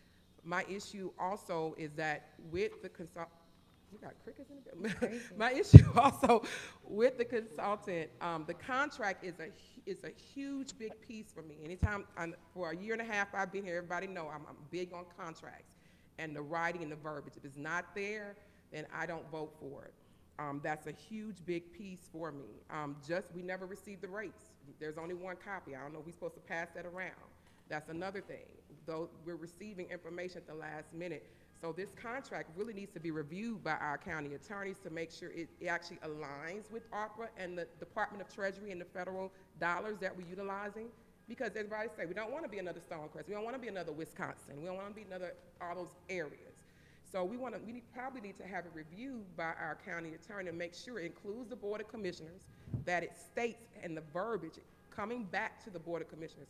Because I do know from contracts, if it's not written, you don't have to abide by it. So it needs to have that verbiage in there. So that's my take on that. Yeah, the contract was reviewed by the county attorney. Mm-hmm. Huge issue if it wasn't approved. It was. It was. It was. So, Commissioner Sanders, just to, we had touched on this earlier, the $25,000 was for change orders. This isn't for, it's not giving the county manager spending authority over the ARPA dollars. It's giving him the authority to administer the contract. And so this is the standard professional services agreement. This is what you would have in, say, a building project. Mm-hmm. We have the plans that come through. Every detail of that project is put on the plan by the engineer. If a fire hydrant needs to be moved, we have to have a change order to authorize the contractor to go away from the original plan. And so these are always included because we want the county manager to be able to approve those change orders. And this is the same format here. If it's determined that we need to modify the way that the consultant is working in a small way, the county manager can give them additional directives, change this process, add this item.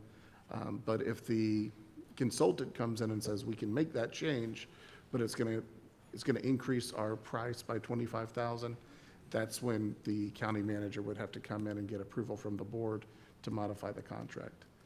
And I'm not sure if that addresses your concerns. It does.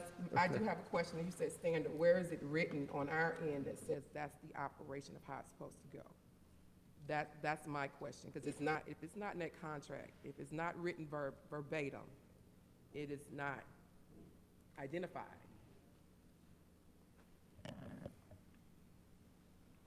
And the other issue that I had was in regards to the items that were already done by approved by this board and also recommended by the ARPA committee, as well as the commissioner's individual allocation. So who's taking that over? Is that gonna be still up under the board to make those decisions for that first 10 million? Or everything is gonna be under that consultant? Because the commissioners have been waiting, which a lot of that information has already been approved by our county attorney, just bringing it back to the board for a special call meeting to vote on those items that the commissioners want to allocate their funds for. So I don't think are we waiting on a consultant for that? So one thing pretty much every consultant we talked to said is that they are not the decision makers on how to spend the funds. They are just here to guide you and to ensure that what you're doing is in compliance. And where is this consultant firm located? This one, the Iparametrics, I believe, is in Alpharetta. I do know they were in Georgia, and I'm pretty sure This is it's an honest question to put on record, so we're safe. Nobody on this board or anybody in this county, our attorneys, have ever had any relationship or personal or business dealing with this consultant. Not to my knowledge. County Manager. Mr. Vice Chair, thank you so much. I just wanted to emphasize, Commissioners, that the dollar amount is not to exceed amount. We're not stating or implying that the contract would be $420,000. That is the maximum amount for the contract. Again, we're stating that it's task-driven, whatever particular specific task that the consultants perform, that's how they will be paid. And if it's not a lot of tasks, then they will not be paid a lot. So I'm emphasizing that. I'm also emphasizing that all of the tasks will come before you all, for you all to have the final approval.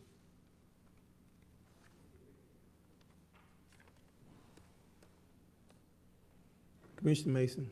Thank you, Mr. Vice Chair. When I think about when we first started the discussion about the American Rescue Plan Act funds, we were vacillating back and forth whether we wanted to have a consultant or whether we wanted to have someone like the United Way or the Salvation Army kind of help assist with this. And so I think what this board decided, if I can recall correctly, the monies that went out for rental, mortgage assistance, utility assistance, we did bring in the Salvation Army to help us with that area. We did, this board, if I can recall correctly, state that yes, we do want to have a consultant to come in for the rest of those funds that we have not spent. As a matter of fact, I think we did put on the worksheet when we first started, and I could be incorrect, but it looks like it was $450,000 that we set aside for an actual consultant. And so to me, it sounded like this board was in agreement to actually have a consultant to ensure that we were in compliance. Now, of course, all of the 501c3s, all of the small businesses that this board has said we want monies to go to, I don't think bringing in the consultant actually changes that. What the consultant says is, here is some criteria that I think that you should be going by. These are some things that you should look at when actually allocating or allowing these funds to go here, because we don't want to have to disperse them incorrectly or inappropriately, and then if there's an audit that takes place, the U.S. Treasury comes back and say, well, hey, Newton County Board of Commissioners, you shouldn't have given it here, or you shouldn't have given it there. You didn't really follow what that rule was. So now we have a consultant that is a subject matter expert, because none of us up here are subject matter experts on federal dollars. None of us are. And that's why this board agreed to put a consultant in place to guide us and to direct us to ensure that we are putting these funds out there to help our community in the right way, and that we're not misappropriating those funds at all. So I want this board to really understand that this is a level of security for us, not to take away from, hey, we're not going to give to who we've already said we want to give to. We just want to have a double checks and balances to make sure that the funds that this board has decided is going, it's being given out appropriately. So I think if that's what I've gathered from all the conversations on ARPA. So we did agree that we did want a consultant. So, and I think the longer we wait to not have this consultant in place, the longer those 501c3s have to wait, the longer those small businesses have to wait. We don't want them to continue to have to wait. We want to get somebody in place now that can help guide us so that we can get these funds out, because that was our objective. Thank you, Mr. Vice Okay, Chair. this, I guess County Manager, then Commissioner Sanders. Thank you, Mr. Vice Chair. That's exactly why we want to have a consultant. Because at the end of the day, if we have expenses that are not allowable, then they will be charged to the county. So that is the main reason, exactly what you just stated, Commissioner, why we know the importance of having the consultant, as well as implementing the projects right away versus causing delays. Ms. Sanders. Just want to make clarity. Elena Sanders did not say I did not want a consultant. I'm the one who did the worksheet and put the funding there for the consultant. This is our second, actually, search. We did a search before you came, Jarvis, so that is not about saying I don't want a consultant. We had 8 or 6, 7 applicants before, and then we did it again. My issue is just contract. I understand that businesses need them funding. I don't want to put the information there on the worksheet. So my question was just making sure the verbiage was okay, because these are federal dollars, and I just want to make sure the wording was there and it was clear. That's my only thing. I've always looked at contracts to make sure it's clear and that those things are coming back before the board, because if certain things happen, we are liable. So that's one of the main things. I never said I didn't want a consultant. I wouldn't have put it on the application, on the worksheet.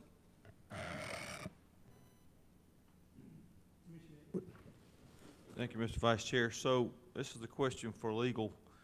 Our purchasing guidelines dictate how we wrote this RFP, I'm sure, correct? So in the event that the RFP conflicts with, this contract may conflict with our RFP guidelines, our purchasing guidelines supersede this contract in all matters, right?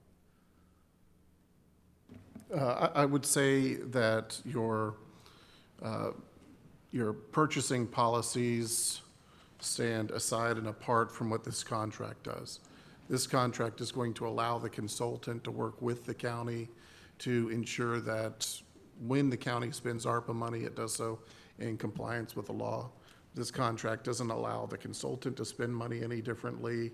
The county's procurement policies remain in place. The spending policies remain in place.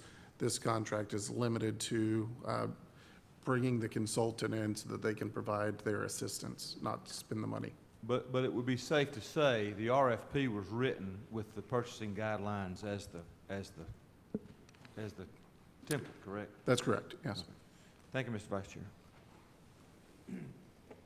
Any more questions? Go ahead. The items that were already put in place on the first allocation, who is taking over that portion? I know we talk about the small business and the nonprofits, understand that, but our commissioner allocation and some of the other things that were already approved and completed by this board, is that consultant taking over everything? Because that's why I had a question about the cost, because a lot of the work has already been done. So that was my actual question. What's moving forward with the commissioner allocation? Because we have not heard anything, nor have we had a special call meeting that we've been requesting. Okay, so as county manager mentioned, this is going to be a task order driven contract. So the plan is for the consultants to come in and have a meeting with the board, and then that's where we'll start drawing where we want these task orders to be. So we'll come together, have a work session, and then that's when we'll start formulating a plan. So that's why there's not really, there is a generic scope of work, but there's not, I think, the details that you might be looking for, because we're wanting to have the consultants come in and then do a big workshop, and then that's where we'll start drawing out these task orders.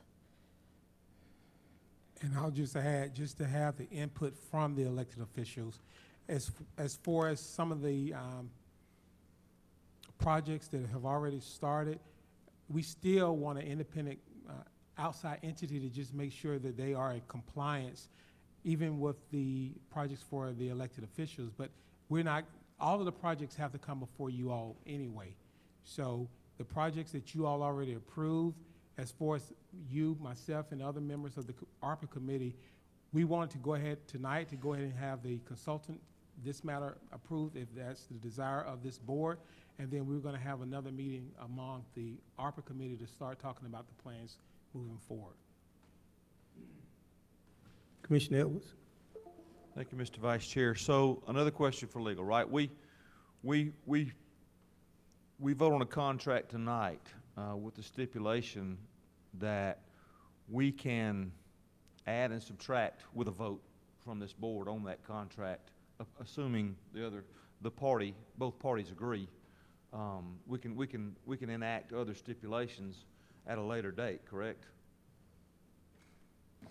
Yes, Commissioner, if you wanted to, I believe you're referring to the $25,000 limit. If you wanted to propose a change to that, the board would have the power to, but at that point, it's a contract that requires the approval of both parties. I can't imagine the other side would be concerned about what threshold triggers the board's action, but you just have to understand that it's a two-party process at that point. Right, and just to add to, if I had concerns about language that was absent this contract right now, I mean, we can get together. You could put something together tomorrow, and we could vote at our next meeting, assuming both parties agree. The consultant agrees. We can put that in place moving forward. Correct? That is correct, but again, this agreement just allows the county to work with the consultant. The detail that I think the board wants to see as far as where each dollar is going, what the work product is, that's going to be driven by task orders. If you don't assign them work, they don't do the work, there's no charge associated with it.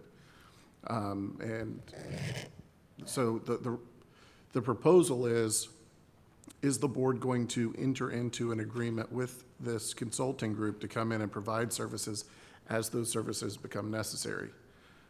You are not voting right now to authorize all future work. All of that future work would then have to come back before the board as individual tasks.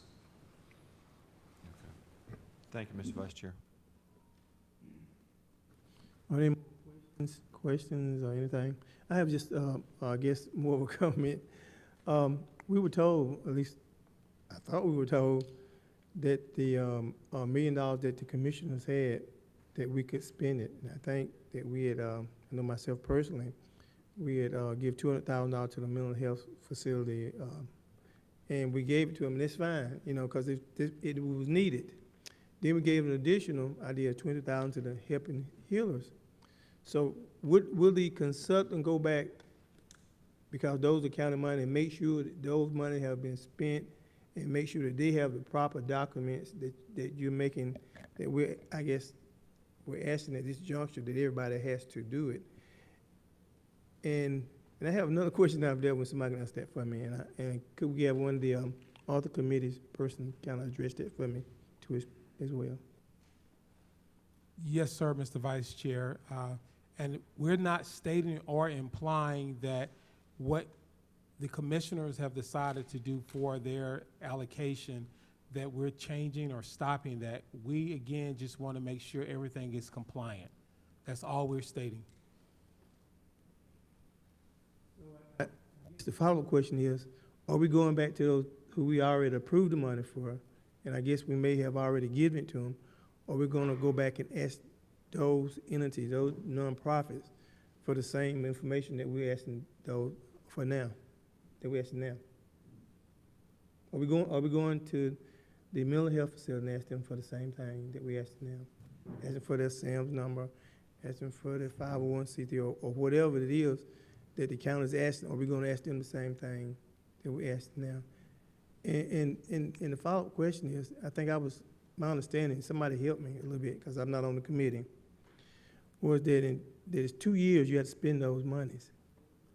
And so how long are we going to hold on to these money, not giving them out to the community? Or are we going to wait until they take it back? Because at the rate we're going, it's just holding up something that we could be doing positive in the community. And because I get those questions all the time. In fact, I think more people may call me a little bit more because I think the need seems to be greater in town than maybe in some of the unincorporated areas. And so I guess, because I had a list of projects, I seen them way before we made the thing, and we just didn't even got addressed. So I guess, where are my projects at, and were they approved, or now we got to wait until we get a consultant in hand and pay him or her in order to address those projects that I requested, the monies that we requested? Mr. Vice Chair, if I may state, we're not stating that we're going to not approve the projects. We are stating that if the particular projects requires additional information that will adhere to compliance from the U.S. Treasury, we want to make sure that's taking place.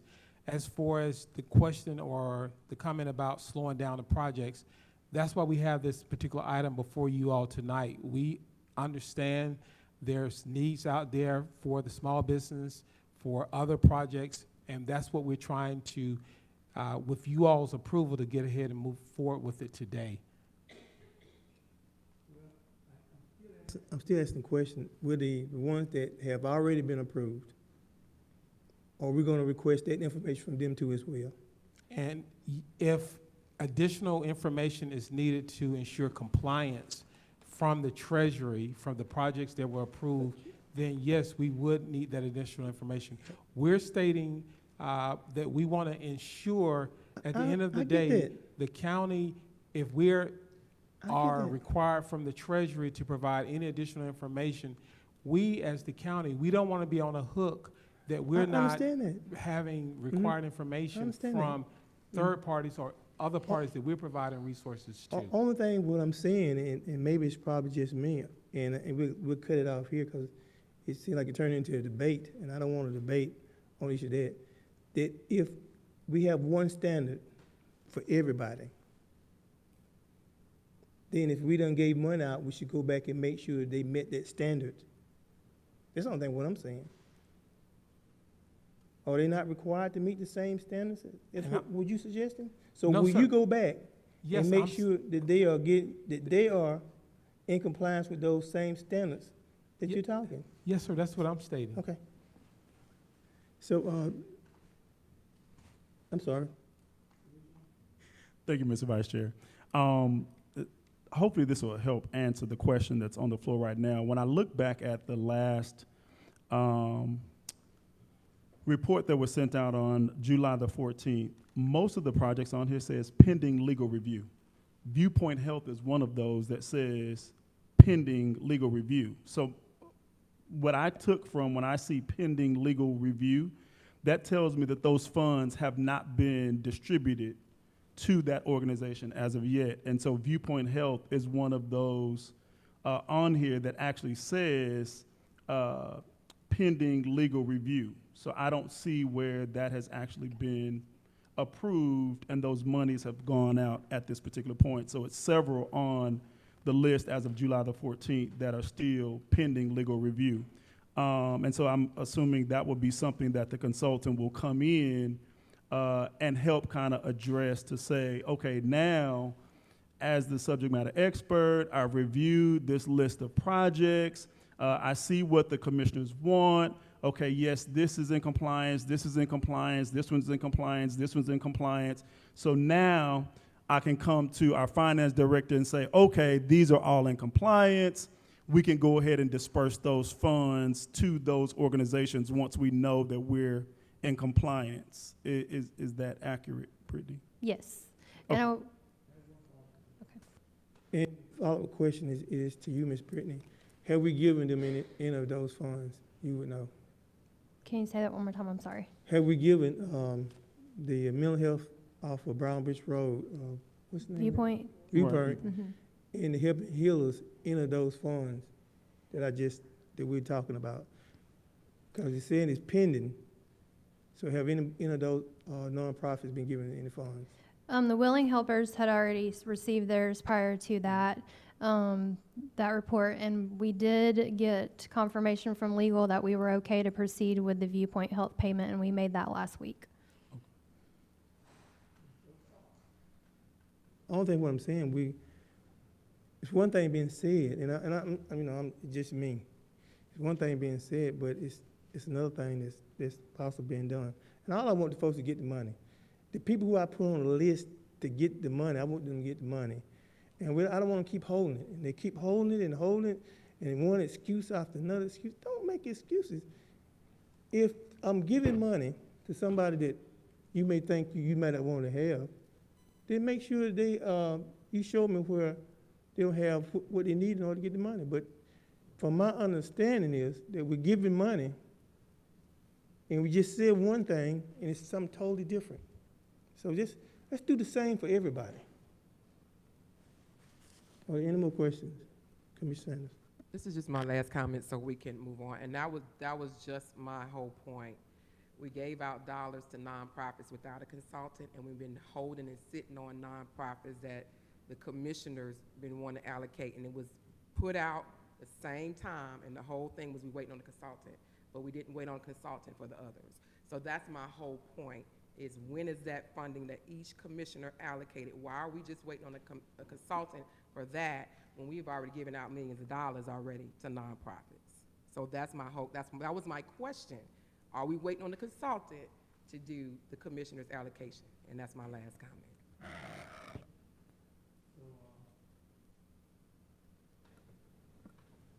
Are there any more questions? If not, we're going to ask for a motion.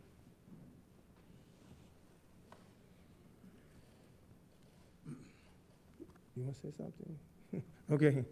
So is there a motion? Do we need a motion? We need a motion, don't we, Till? Yeah, so we need a motion to approve or deny the contract, or something else.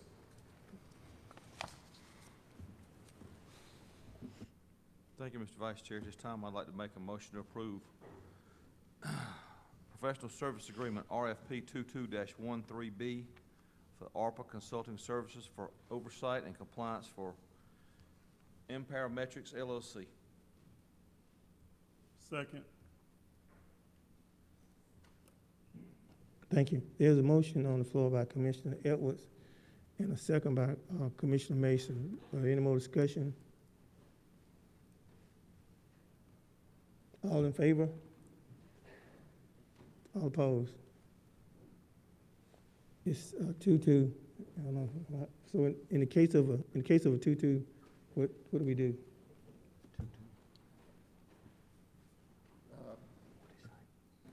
I would have to consult the rules of procedure. I don't have a copy, so could I have just a moment? Thank you. Perhaps a 5-minute recess? I would like a motion for a 5-minute recess, do a little research on our motion, and after 5 minutes, we'll come back and hear from our county attorney, Mr. Aaron. We have a motion? He's asking for a motion. So moved as stated by the Vice Chair. Second. There's been a motion, there's been a second to table, to have a 5-minute recess. All in favor? Are there any comments, any discussion? No discussion, all in favor? Vote, unanimous, 4-4. It's approved.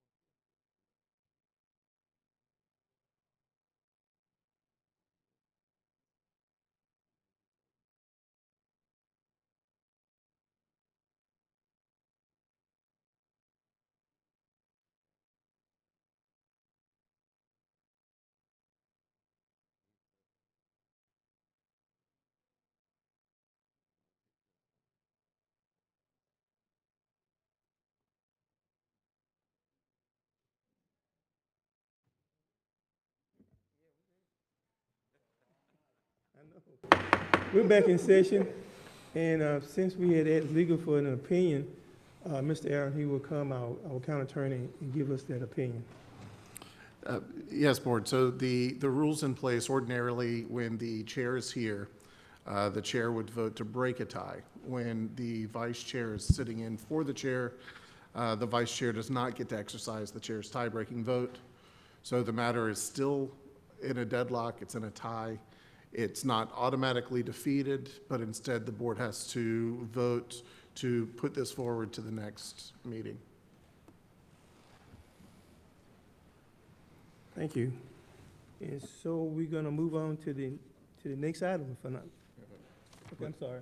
Thank you, Mr. Vice Chair. Let me ask one question. So, in the meantime, we can understand concerns by board members and maybe modify this whole deal? I'm cool with that. Oh, Yes. thank you, Mr. Vice Chair. Could, just to make sure the record's clear, I think it would be appropriate for there to be a motion to continue this matter to the next meeting. Thank you. And could we include in that motion to address any of the comments that were made tonight? Yes. Thank you. So the motion would be to continue this item on to the board's next regular meeting, and for the board to provide direction to staff to be prepared to address the questions that were raised tonight during the meeting. There's been a motion by Commissioner Elwin, second by Commissioner Mason. Or any comments or anything? All in favor? All opposed? Motion carries. Next item on the agenda. Yes, I got number 9, the consent agenda. And I would like to make a motion with the amendments. I think we had asked that 15B to the recreation be added to it so that we can address the recreation equipment. We had asked for it earlier. Okay, I'm sorry, corrected, on the regular agenda. I make there's a motion to approve the consent agenda. It has been motioned by Commissioner Elwood and second by Commissioner Mason. And still no any comments? All in favor? It's approved 4.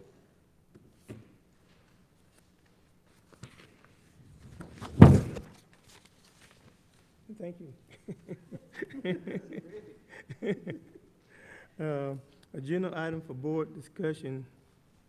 The chair recognizes Human Resource Director, Ms. Shoemaker. And I'm sorry, Ms. Shoemaker, it's been so long. This meeting was long. Hello, everyone. How are y'all? Good. I'm here to present this, the agenda item that actually continues the work that you guys so graciously started for us to ensure that our employees receive a competitive pay in this market. On behalf of the employees, I want to thank you all for voting to raise our minimum wage to $15 an hour. That was key. Also, giving our employees an additional step increase as well as a 4% cost of living increase. I received nothing but thank yous for our employees that I want to extend to you all, so thank you for that. This particular agenda item addresses something that is on the Newton County Strategic Plan, which indicates that the county is to engage a classification and compensation study within 3 years. So with that saying, we put out a request for proposal for a company to engage a classification and compensation study for the counties. We received 4 bids. We spoke with 3 of the bidders, and as a result, we narrowed it down to one particular company. It's the Archer Company. And as such, I'm requesting the approval of a contract for the Archer Company to engage an employee in compensation study in the amount of $41,000.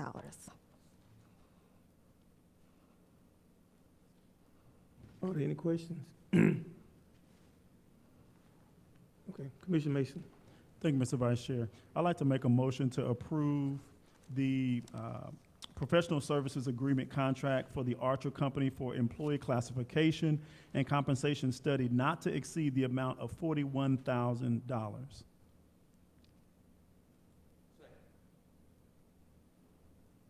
Thank you. It has been motioned by Commissioner Edwards and second by Commissioner Mason.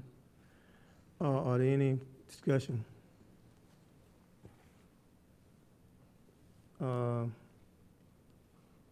All in favor?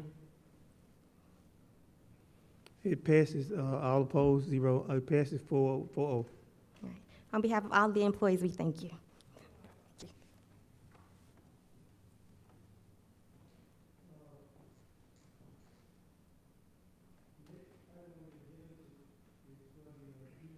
Is there anybody here from juvenile who might want to talk about this? So they're not being here, I'm asking the county manager if he would. Yes, sir. Thank you, Mr. Vice Chair. The Juvenile Court is requesting approval for fiscal year 23 contract for an attorney for the Indigent Defense Program in the amount of $41,250. This is included in their budget. Yeah. It has been motioned by Stan and second by Commissioner Mason. Is there any more discussion? All in favor? It passes 4-0. All opposed, 0. Next item on the agenda.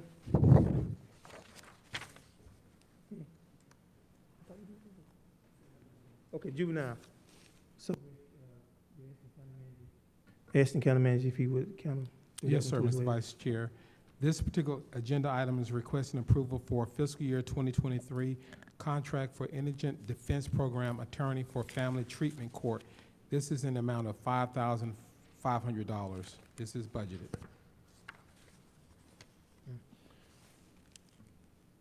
Are there any discussion?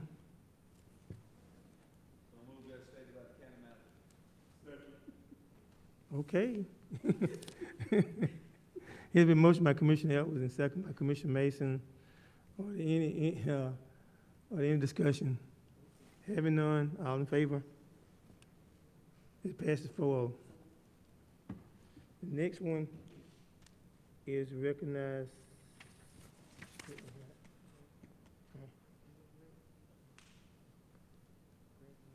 Okay. The next on the agenda, I would like to recognize the IT director for Mr. Gredman, if he would come, or the. Mr. Vice Chair, he's out, so I'll be presenting this one as well. Thank you. Our Information Services Department is requesting approval of a wireless modem agreement addendum for Genesis Elevator in the amount of $1,000 for the 4G LTE modem, which is a $25 monthly for phone service, $56.07 monthly for lift maintenance and service. The cost again is for $1,000. This is budgeted in their fiscal year 23. Any discussion? Make a motion. Second. Okay, that's fine.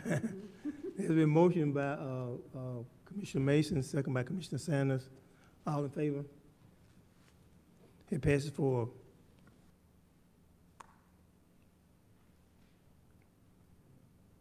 At this time, I'd like to ask Ms. Brittany if she would come from Finance.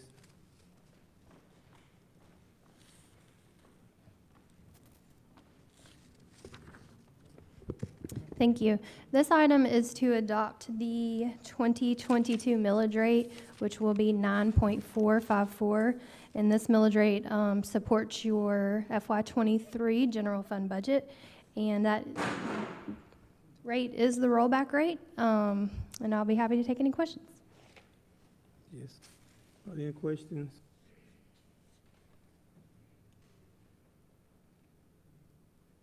I entertain a motion. Mr. Vice Chair, I'd like to make a motion that we approve the 2022 millage rate adoption county M&O millage rate will be 9.454. Well, I don't have. I second. Oh, I'm sorry, because I'm like, I don't have no. Resolution number R071922. Let me just do this again. Absolutely. Mr. Vice Chair, I'd like to make a motion to approve Resolution R071922, adopting the 2022 millage rate. County M&O millage rate will be 9.454. Here is a motion by Commissioner Mason and second by Commissioner Sanders. Are there any discussion? Commissioner Atwood. Thank you, Mr. Vice Chair. Brittany, refresh my memory. This qualifies as a state rollback rate, correct? Correct. Thank you, Mr. Vice Chair. All in favor? All opposed? Oh. All in favor, it passed unanimously. Next, the chair recognizes Dwayne Mast and Mr. Jeff Prime.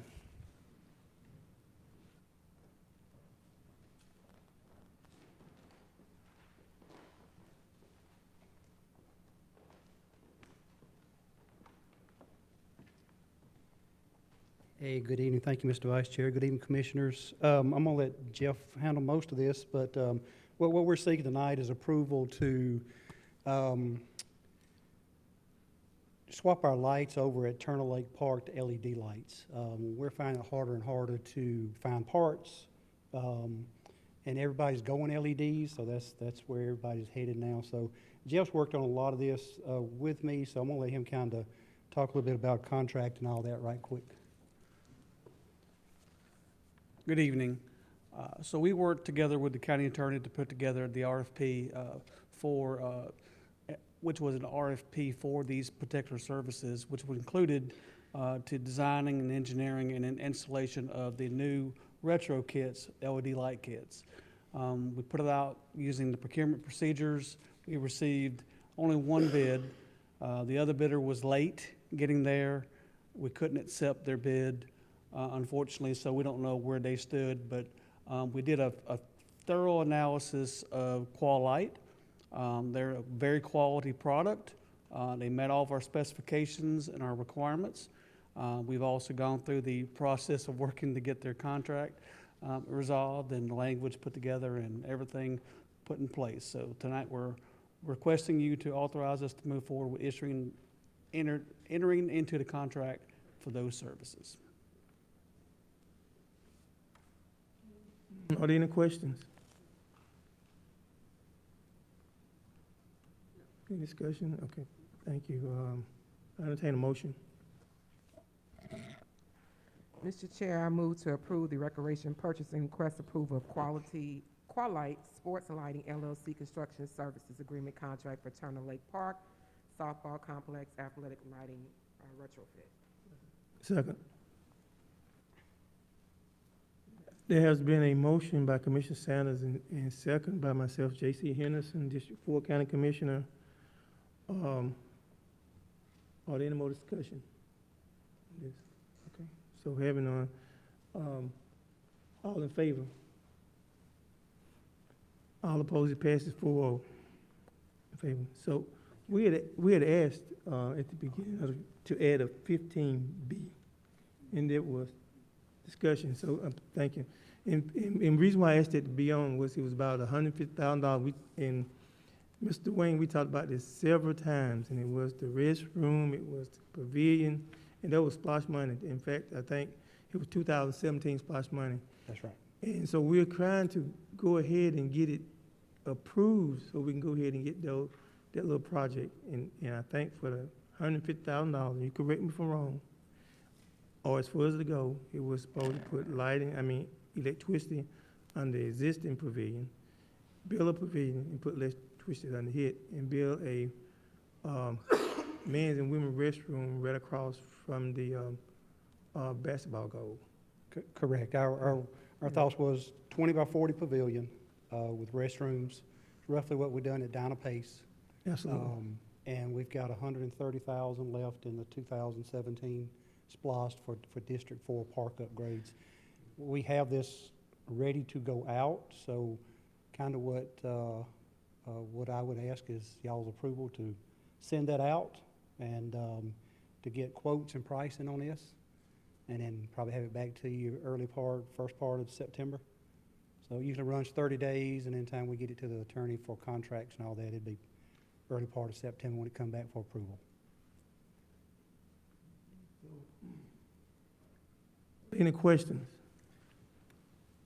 Thank you, Mr. Vice Chair. I just wanted to make you all aware that our director had notified me earlier. He had planned on bringing this before you all the first meeting in August. So there was no delay on the department's end.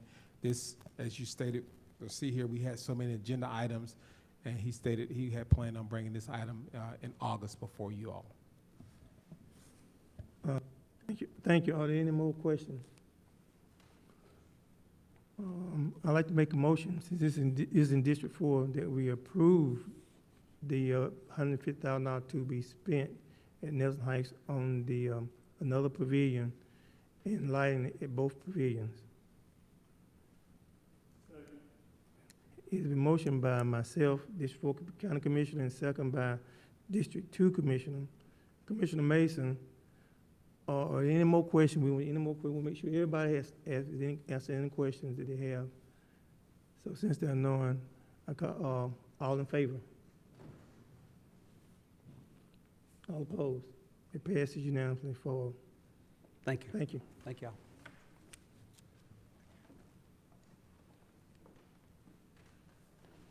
Okay, the next item on is recognize George Bell and Jeff Prine to answer any questions that the board might have. And I guess this is concerning to a portion of the, would you please explain? Yes, sir. You explain it better than I can. I know It's that. okay. Earlier this year, we entered into a design build contract with Sunbelt Builders. The intent was to renovate and expand the probate courtrooms to give them the ability to meet the requirements for COVID and other kind of expansion needs that are needed for the courts.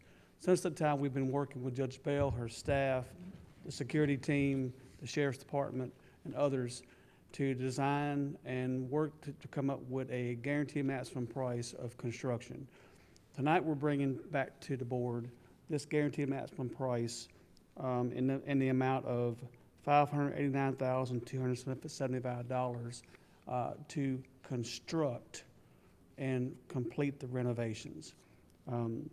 That, with their design fee, would get their overall agreement up to $625,775.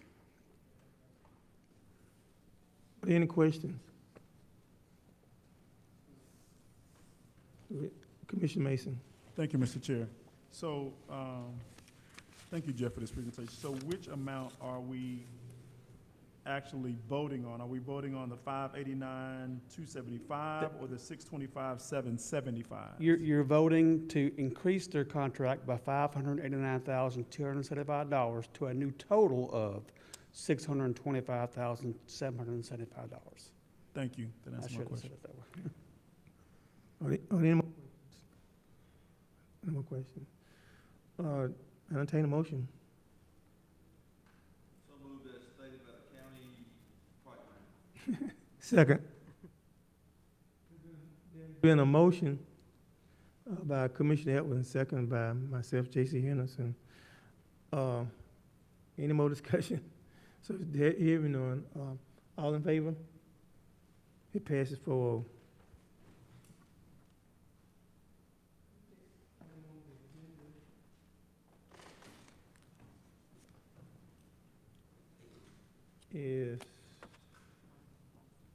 Yes, Brian, if you would please come and explain. Hello, thank you, Vice Chair, and thank you, Board of Commissioners, to have me on this side of the table. When interim county manager Jarvis Sims came on, one of our first discussions were how to move the county forward as far as our communications. And Mr. Sims' big mantras are consistency, innovation, and engagement with our citizens. So we thought the best way to do that was with a citizen relationship management tool. So we set out, we looked for these tools. The one that came back to handle all three of those mantras and kind of do what we needed for our citizens was See, Click, Fix.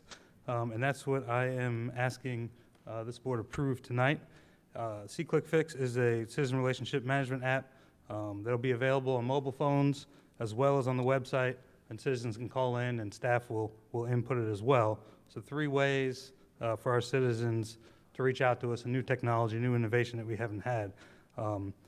This app will allow us to engage directly with our citizens and help them report potholes, code enforcement items, tall grass, things of that nature, many, many other things. Not only will citizens be able to reach out directly to us, but we'll be able to respond to them through the app that we're taking care of it. They'll be able to look at a map generated on the app that shows if it's in progress, that shows if it's completed, and they'll be able to look at that and see where these issues are being remedied. The app is also geotagged, so we'll know exactly what locations.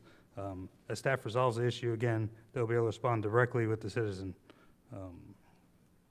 So to summarize, See, Click, Fix gives residents a way to engage directly with Newton County, gives staff a timely first-hand report of the needs of our community, and gives us a way to share our progress and results with our community. And also gives you all a way to show your constituents where to go for requests and how they're impacting their community. If approved tonight, the build-out is expected to be about 10 to 12 weeks. While the app is being built out, we will have training among our staff, department heads, or relevant department heads have already been brought in the loop as we were going through this process, and they are on board. We will also be conducting marketing strategy to make sure we get the word out there. And of course, we'd love your help in your town halls or the meetings that you conduct to get the word out. This will be a good thing for our citizens, but we need to make sure that they're aware of it and how to use it. So with that, I turn it back over to the board. Any questions? Thank you. Are there any questions? County Manager. Thank you, Mr. Vice Chair. I just wanted to recognize our PIO, Mr. Brian Fazio.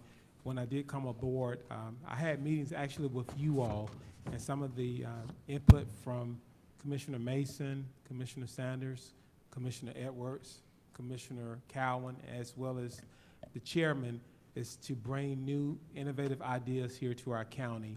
And when I met with Brian and I told him some of the meetings I had with you all to look for some ideas to ensure that we're effective, we're efficient, and we're transparent, he brought this to our organization. So I just wanted to applaud him and let you all know that we heard you all. I heard exactly what you all were saying, and staff quickly brought a plan to implement. Thank you, Brian. Thank you. Commissioner Sanders? It's more of you probably already done it, but if you can put on the county Facebook page the link to download it from Apple and Android, that would be great, because I was looking for it earlier and they had a whole bunch of different ones. I didn't know which one was which. Yes, no problem. Are there any more questions? Okay, entertain a motion. Thank you, Mr. Vice Chair. I'd like to make a motion that we approve the contract for See, Click, Fix Citizen Relationship Management app with the cost of $24,950. Thank you. It has been motioned by Commissioner Mason and second by Commissioner Edwards. Are there any more discussion? All in favor? All opposed? It passes 4. Thank you. The next item on the agenda is for our county attorney. Thank you, Mr. Chair, Vice Chair. The Covington/Newton County Industrial Park is currently being developed, as this board is aware. That land is subject to protective covenants. Before the project can be completed, the future occupant of that property has asked the city and the county to confirm that the developer and the project are consistent with those protective covenants. So essentially, with land, you can have covenants that prohibit certain activities or require that activities are done in a certain way. What they were asking for is for the city and the county to both review those covenants and confirm in writing that the property is in compliance. And we have reviewed those covenants and have determined that the property is in compliance. The city of Covington has already approved the estoppel certificate, and so we're asking the county to approve that as well. Are there any questions? So we need a motion, right? Yes, Vice Chair, we just need a motion to approve the estoppel certificates. Entertain a motion. Second. It has been motioned by Commissioner Edwards and second by me, Commissioner J.C. Henderson. Are there any more discussion? So having none, all in favor? All opposed? It passes 4-0. Okay. The next two was table. Could you explain to us, Aaron, once again, so make sure we're clear on it? Yes, thank you. So this is on 19? 19 and 20. Yes, so 19 and 20, the request was to have these postponed from this meeting and reset for the next meeting. I believe that the agenda was already amended to remove these items, and so there should be no further discussion on them at this time. Thank you. So the next agenda item is for the Office of Sheriff, and we're going to ask Sheriff Brown if someone from the Sheriff Department or the county manager. Oh, here's Sheriff Brown. I see you. To come in for discussion about, if I'm not mistaken, it's about $600,000. I think that we need to look at transferring back to the Office of Sheriff. Thank you, Vice Chair, and to all of you that make up this body tonight. We're here for a simple reason. Here tonight I have with me my budget analyst. I don't know if you all have met him before, but this is Ruben, and I'll let him pronounce his last name. Often I goof it up, and he has such a nice name, I'll let him pronounce his last name.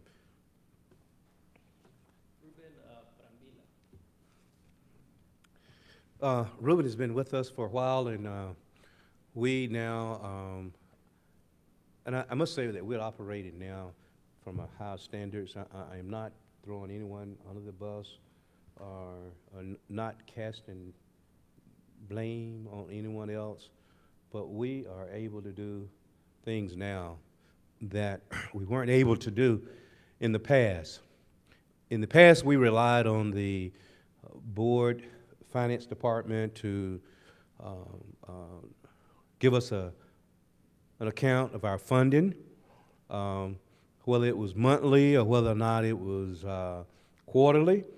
And now we have someone in-house that can track the funds daily for us and tell us what's available and what's not available. And again, in the past, and I hope that we can move forward from this point on, not doing things in a historical way, but doing things in a way that is most productive for the board, most productive for us as well. And not to be repetitive in some of the things that we're doing. And also, we have to understand the constitutional authority of the office. I think what we have done in the past is things that are historical. And I ask that we, moving forward, that we will move in a different direction. And had we moved in a different direction, I think this all could have been circumvented on tonight. Again, we're here tonight simply because of the fact Ruben, as the analyst, located funding in our budget to support the need of 15 cars in our budget. It's money that's already allocated. We're not asking you for anything. It's money that's already allocated, and some would think that, well, you're trying to skate around. That's what we told, trying to skate around of it not going back to fund balance. It's not the fact of not wanting to go back to fund balance. We need cars more than we need a fund balance right now. So that's what we're here for. We have already submitted a PO for it.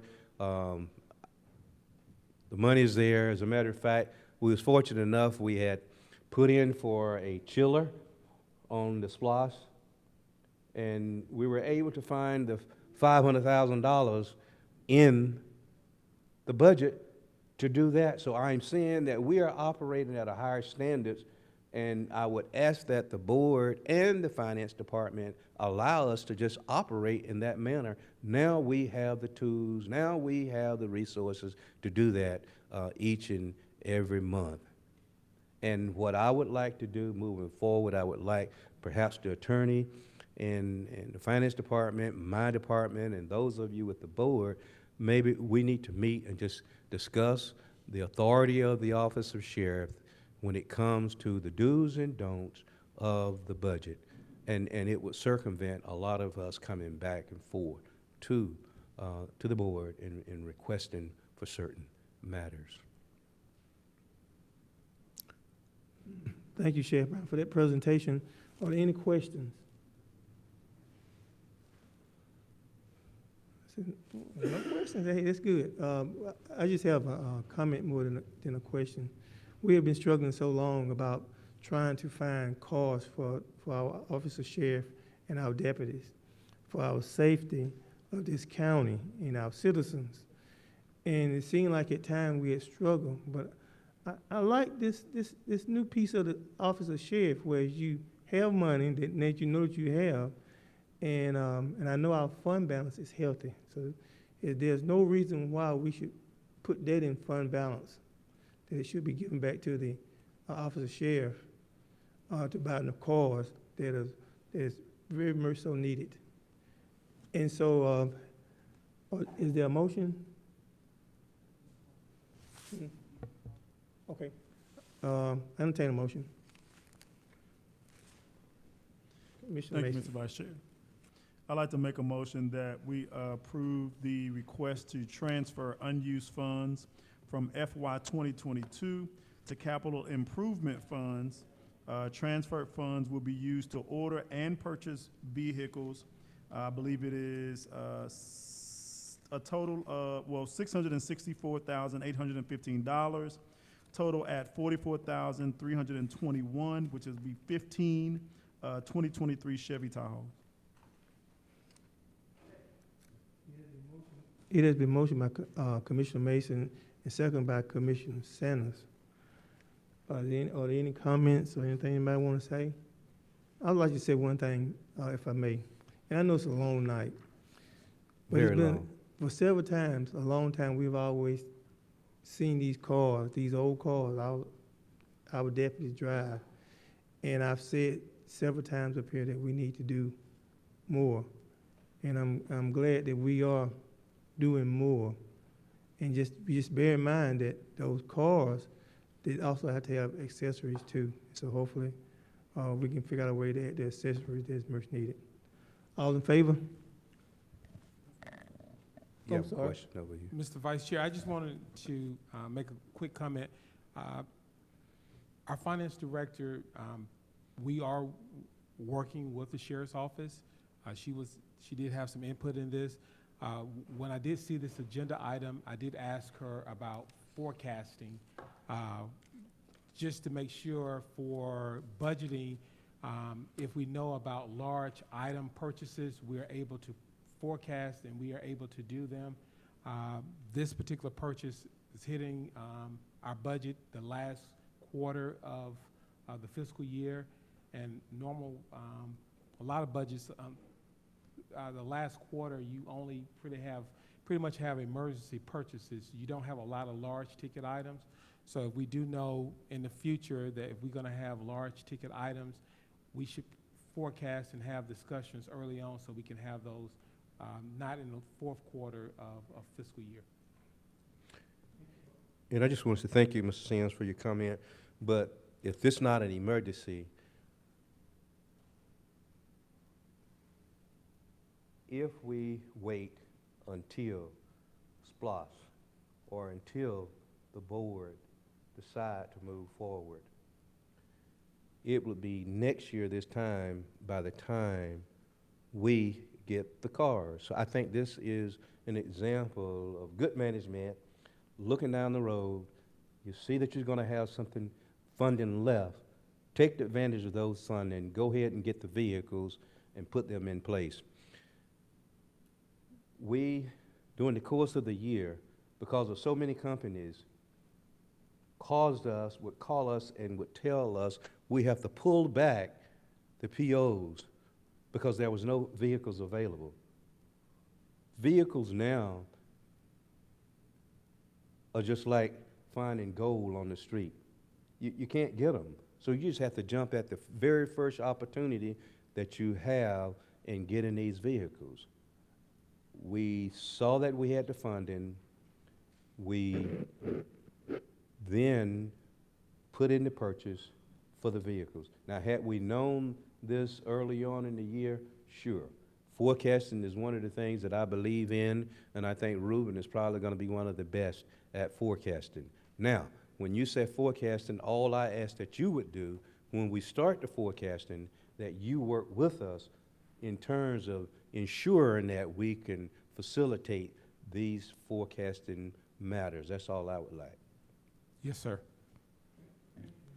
And if I could, just doing another comment, I believe, I take that back, I'll rephrase that. I know that you can work with the office of Sheriff Brown, and he's a very workable person, and he'll work with you in the county in order to make sure that our deputies get those cars that he desperately needs. Work together. There's a motion on the floor. All in favor? All opposed? Passes unanimously. 4. Thank you.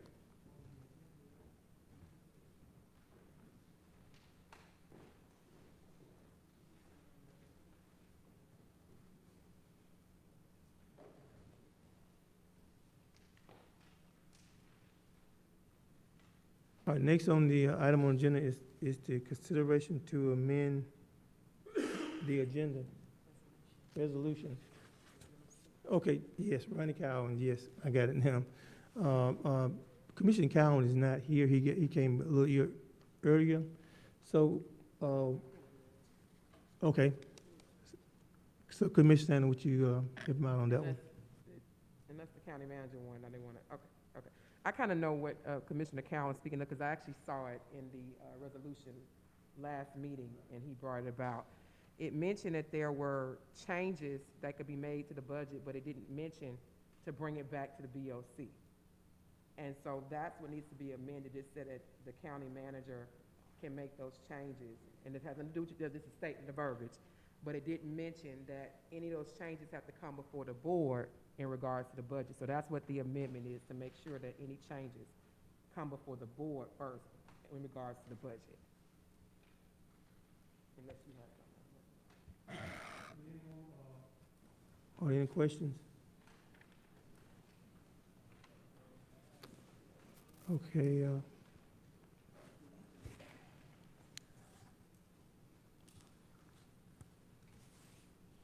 So if there are no more questions, I entertain a motion.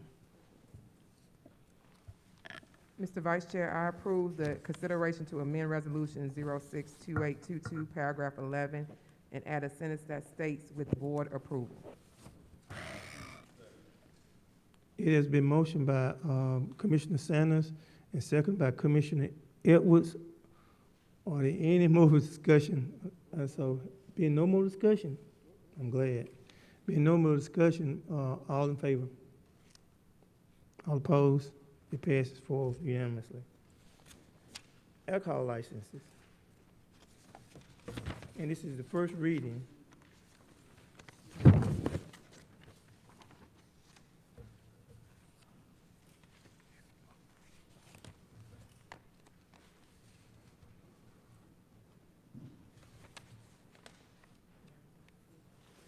Okay. Thank you. Marathon Food Mark, the address is 1814 Highway 11, South, Covington.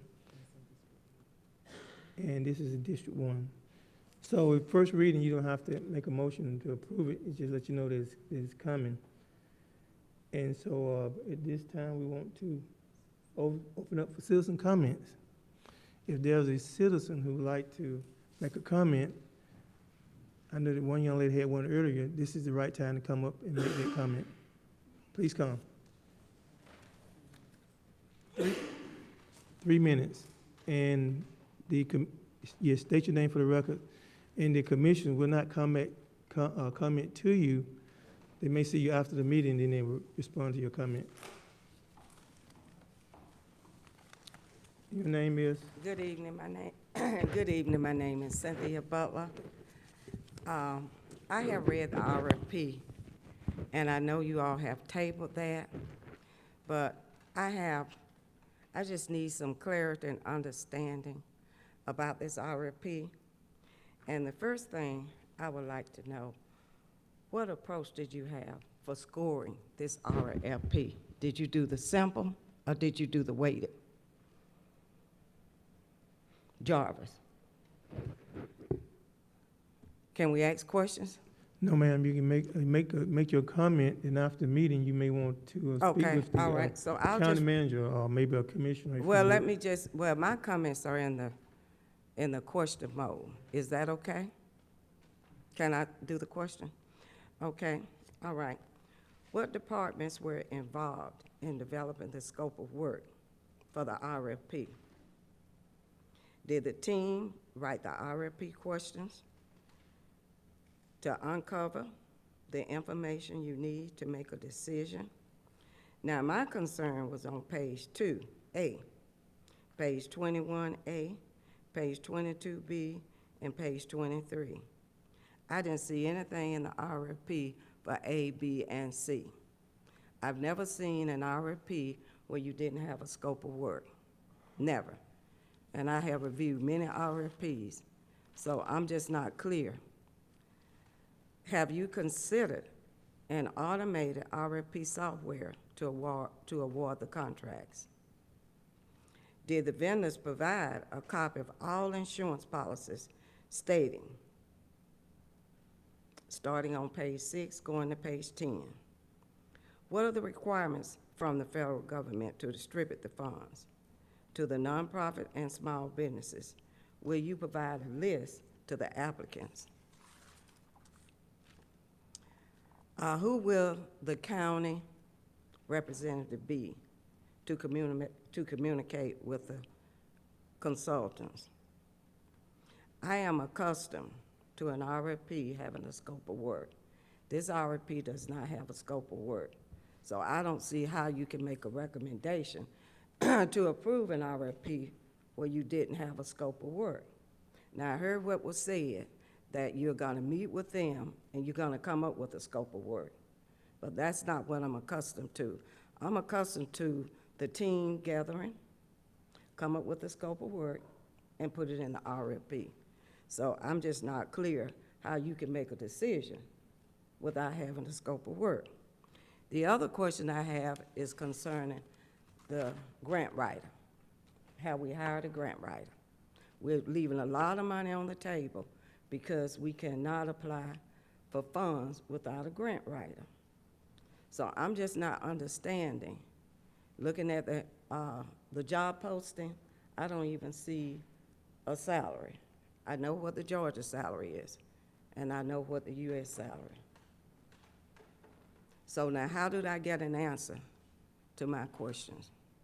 I have tried to meet with Jarvis. I have several attempts to meet with him. So if I could have met with him, maybe some of them questions would have been answered. So maybe we can schedule an appointment. I made several attempts to meet with you. Thank you.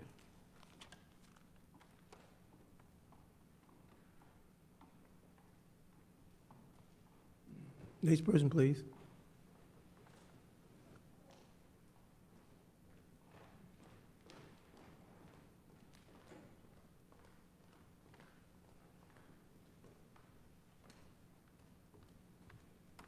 Good evening.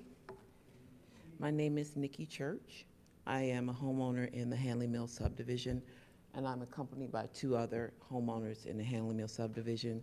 There were others that wanted to attend tonight, but they couldn't make it.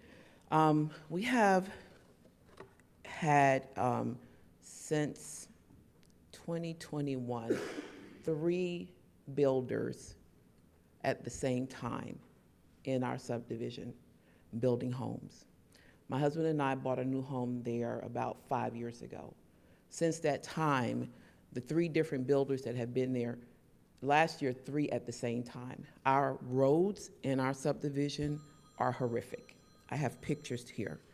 There's a current builder there who we don't even know who they are.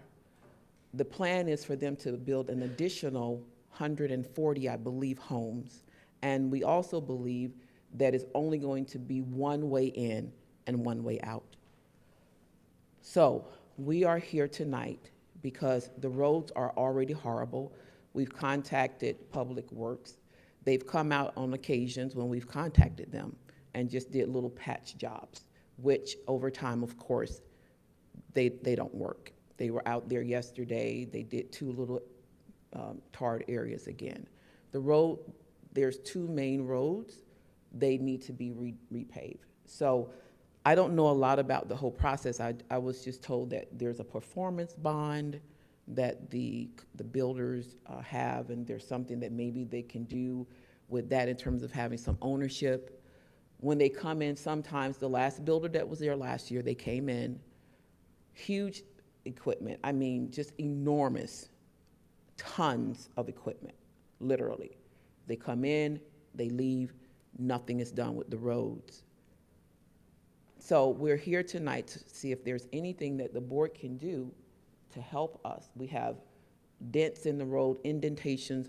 Our vehicles, when we're coming in and going out every single day, it's a mess. And it's only going to get worse, obviously, because it's left undone. There's another issue is that we have, with the builders coming in, they come in and there's some easements. We think there's 3 areas of easements that are overgrown now with grass this high. When the builders come in, of course, they'll tend to it. The last one last year did.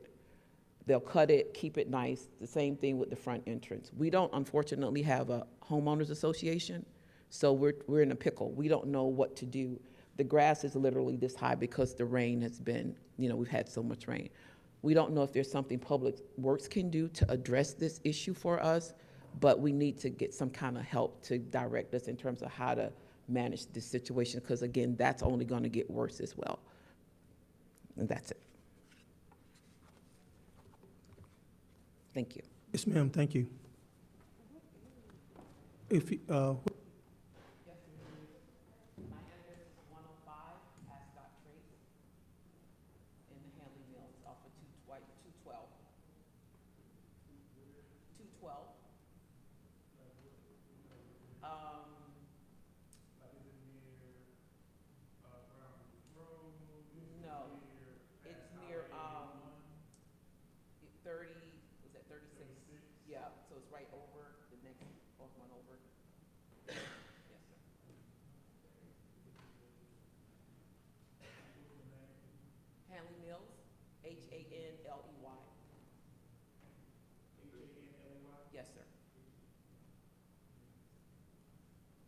Gonna make sure you get it right, Commissioner.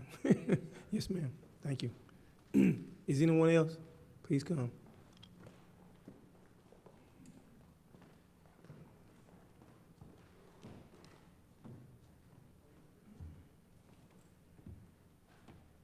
Good evening.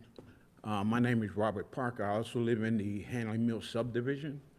And as you explained, there's dire need for repairs there. In 2009, the builder that was building there was Wilson Parker Homes. He went bankrupt. When he went bankrupt, he just left. They left the roads in the condition they were, and nothing's been done since. Since then, there has been 3 developers there, and there's still nothing being done to the roads. Every developer that builds do put up a performance bond so that any repairs that have to be made, they have an option to make them repairs, and if they don't do the repairs, that's taken out of the performance bond to get these repairs done. Well, right now, we're riding on roads that are in dire need. Vehicles are being destroyed, and as she said, there's only one way in and one way out. Any disaster that happens there, after this point being notified here, it's not just gonna fall on those that are here, it's gonna fall on everybody. And we are a neighborhood, all of us right here. So we're responsible for each other. I served in the United States Air Force, and I didn't just serve for my neighborhood, I served for everybody. And that's what this council does. This board does, serves for everybody in this county. And we need help, and we need help bad. And the builder that's there now is St. Ives Builders. That's the name of the builders, St. Ives Builders. And the gentleman, I spoke to him several times, and he's been very cordial. And he said, anything you need, just let us know. And I spoke about the roads, and he said that would have to come from higher up. And that's why I'm here, because this is higher up. So I'm asking, please, somebody look into it and do something before a disaster happens. Thank you very much. Is there anyone else?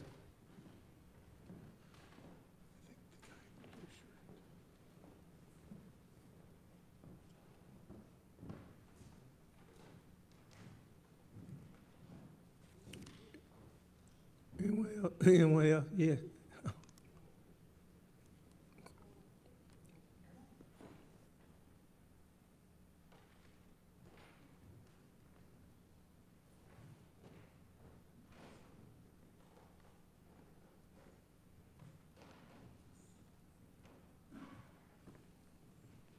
Hello, I'm Henry Flanagan.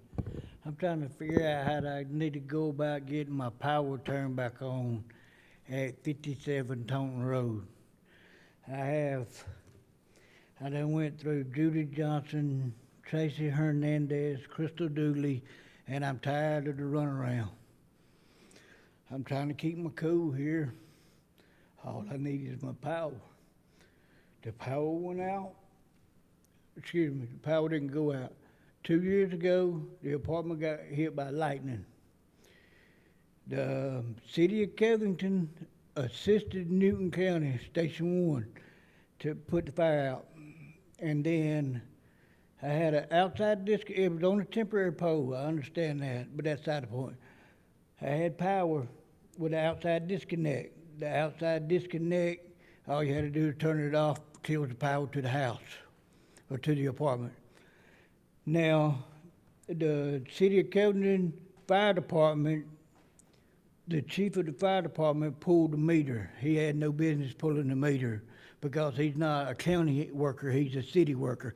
He's not an electrician, he is a fireman. So he was in the wrong, period, point blank.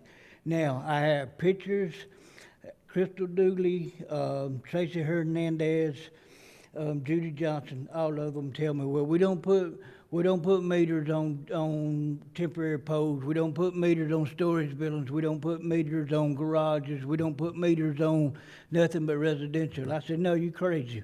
I went around the whole county. I got pictures everywhere from the county. Even my brother next door, he has a temporary pole. He built a house, no permits, no nothing. Now, regardless, my building is not permitted. At the time, it didn't have to be permitted according to the county, you know, and then, so for now on, everything that I do now is recorded, because if you tell me something, then it's gonna be in recorded. Does it make sense? Because you can't tell me one thing, you can't say that, you know, if I can have this building built for $600 or less, then I don't have to have it permitted. Well, I didn't. I mean, it didn't cost me $600 to have it built. It was built, my boys helped pay for it. I mean, my boys is the one that lived in it. It was an apartment. Then after it burnt down, or after it burnt, it didn't actually burn down. After it burnt, then I got a runaround on how I go about getting a permit. Get a building permit to get power, when I first called over there, they told me all I needed was to come over there and pull a permit for a temporary power. So then I went over to I just need somebody, y'all, because y'all are the board, to get on somebody to help me get my power back on. You know, if I got to throw everybody under the bus to do it, I'm going to. You know, everybody in the county, everywhere. I know my time run out, but, you know, this is me. I mean, this is me. I got to have power. You know, whether I make it, what I was going to do was make it a storage building for my furniture, slash refrigerators, freezers, everything that I got to keep my food in. Your address is what? Your address, I'm find out who's your commissioner, and maybe, hopefully he'll work with you, he or she will work with you, and maybe helping you as much as they can. So give me your address. You got to speak up. He can't hear. Tell me his address, please, ma'am. What's his address? 57 Taunton Road. My address? Well, no, ma'am, his address, because he's the one needing the help. So hopefully one of the commissioners. Well, yes, ma'am, I'm so sorry, please forgive me. So one of the commissions, one of us is your commissioner, and I'm pretty sure they want to help. And so we're going to make sure you know who it is, and after the meeting, they will get with you. In the city or the county? We in the county. We outside of the city limits. Address. What's your address? The address for the property is 57 Taunton Road. 57 Taunton Road, Taunton Road. Is that down below the town of Alfred on the little dirt road? No, it ain't Okay. on the dirt I'm sorry. road at all. Flat shows, Just okay. right off Flat Shows, yes. Yeah, I mean, you know, Thank I don't, you know, Okay. I don't know which way to Okay, go. I so don't know what to do. This is what we're gonna do, we're gonna find out who is your commissioner, and do you get a telephone number for me, please? And then they'll get in contact with them. Do you have a telephone number? What do you say? Telephone number. Telephone number. Mine? Yes, sir. 678-381-3366. Okay, we'll find out which commissioner it is, and he or she will get in touch with you and to the best of their ability, try to help you. Thank you, sir. All right, y'all, somebody let me know something? Yeah. Okay. Get in touch with you. Thank y'all. All right. Thank you, young man. Is there anyone else? Okay. Commissioner comment. Am I right? On the commission comment, we'll start with District 1. It's a long night. Next commissioner. Well, I have a comment, and it's not going to be long. And thank you. Well, you know, thank y'all for putting up with me tonight. Just want to say thank you. Commissioner Sanders. I'm gonna be quick. I'm just excited to go to the NACO convention this week, so thank you all for allowing us, citizens and residents allowing us to go to that. And I'm also excited, I want to give a shout out to District 3, that we received a congressional grant from Congressman Hank Johnson for $4 million for the West Side Youth Facility. So I'm excited about that, and that's supposed to go before, I guess, the Senate to be approved. But we received the highest grant out of all in the actual district, so we're excited about that. So, thank you so much. So, is there an executive session? Would you tell us what we need to do? We do need an executive session. Yep, so if we could Would have it be a decision? a motion to adjourn to executive session. I entertain a motion to adjourn to executive session. So moved as stated by the county attorney. Okay. Here's a motion and second. Motion by Commissioner Henderson, myself, and second by Commissioner Sanders. Any discussion? So, having been none, we move to executive session.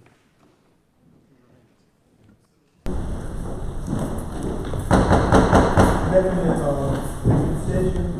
I'd like to, for the county attorney area, to go over the motion that we have.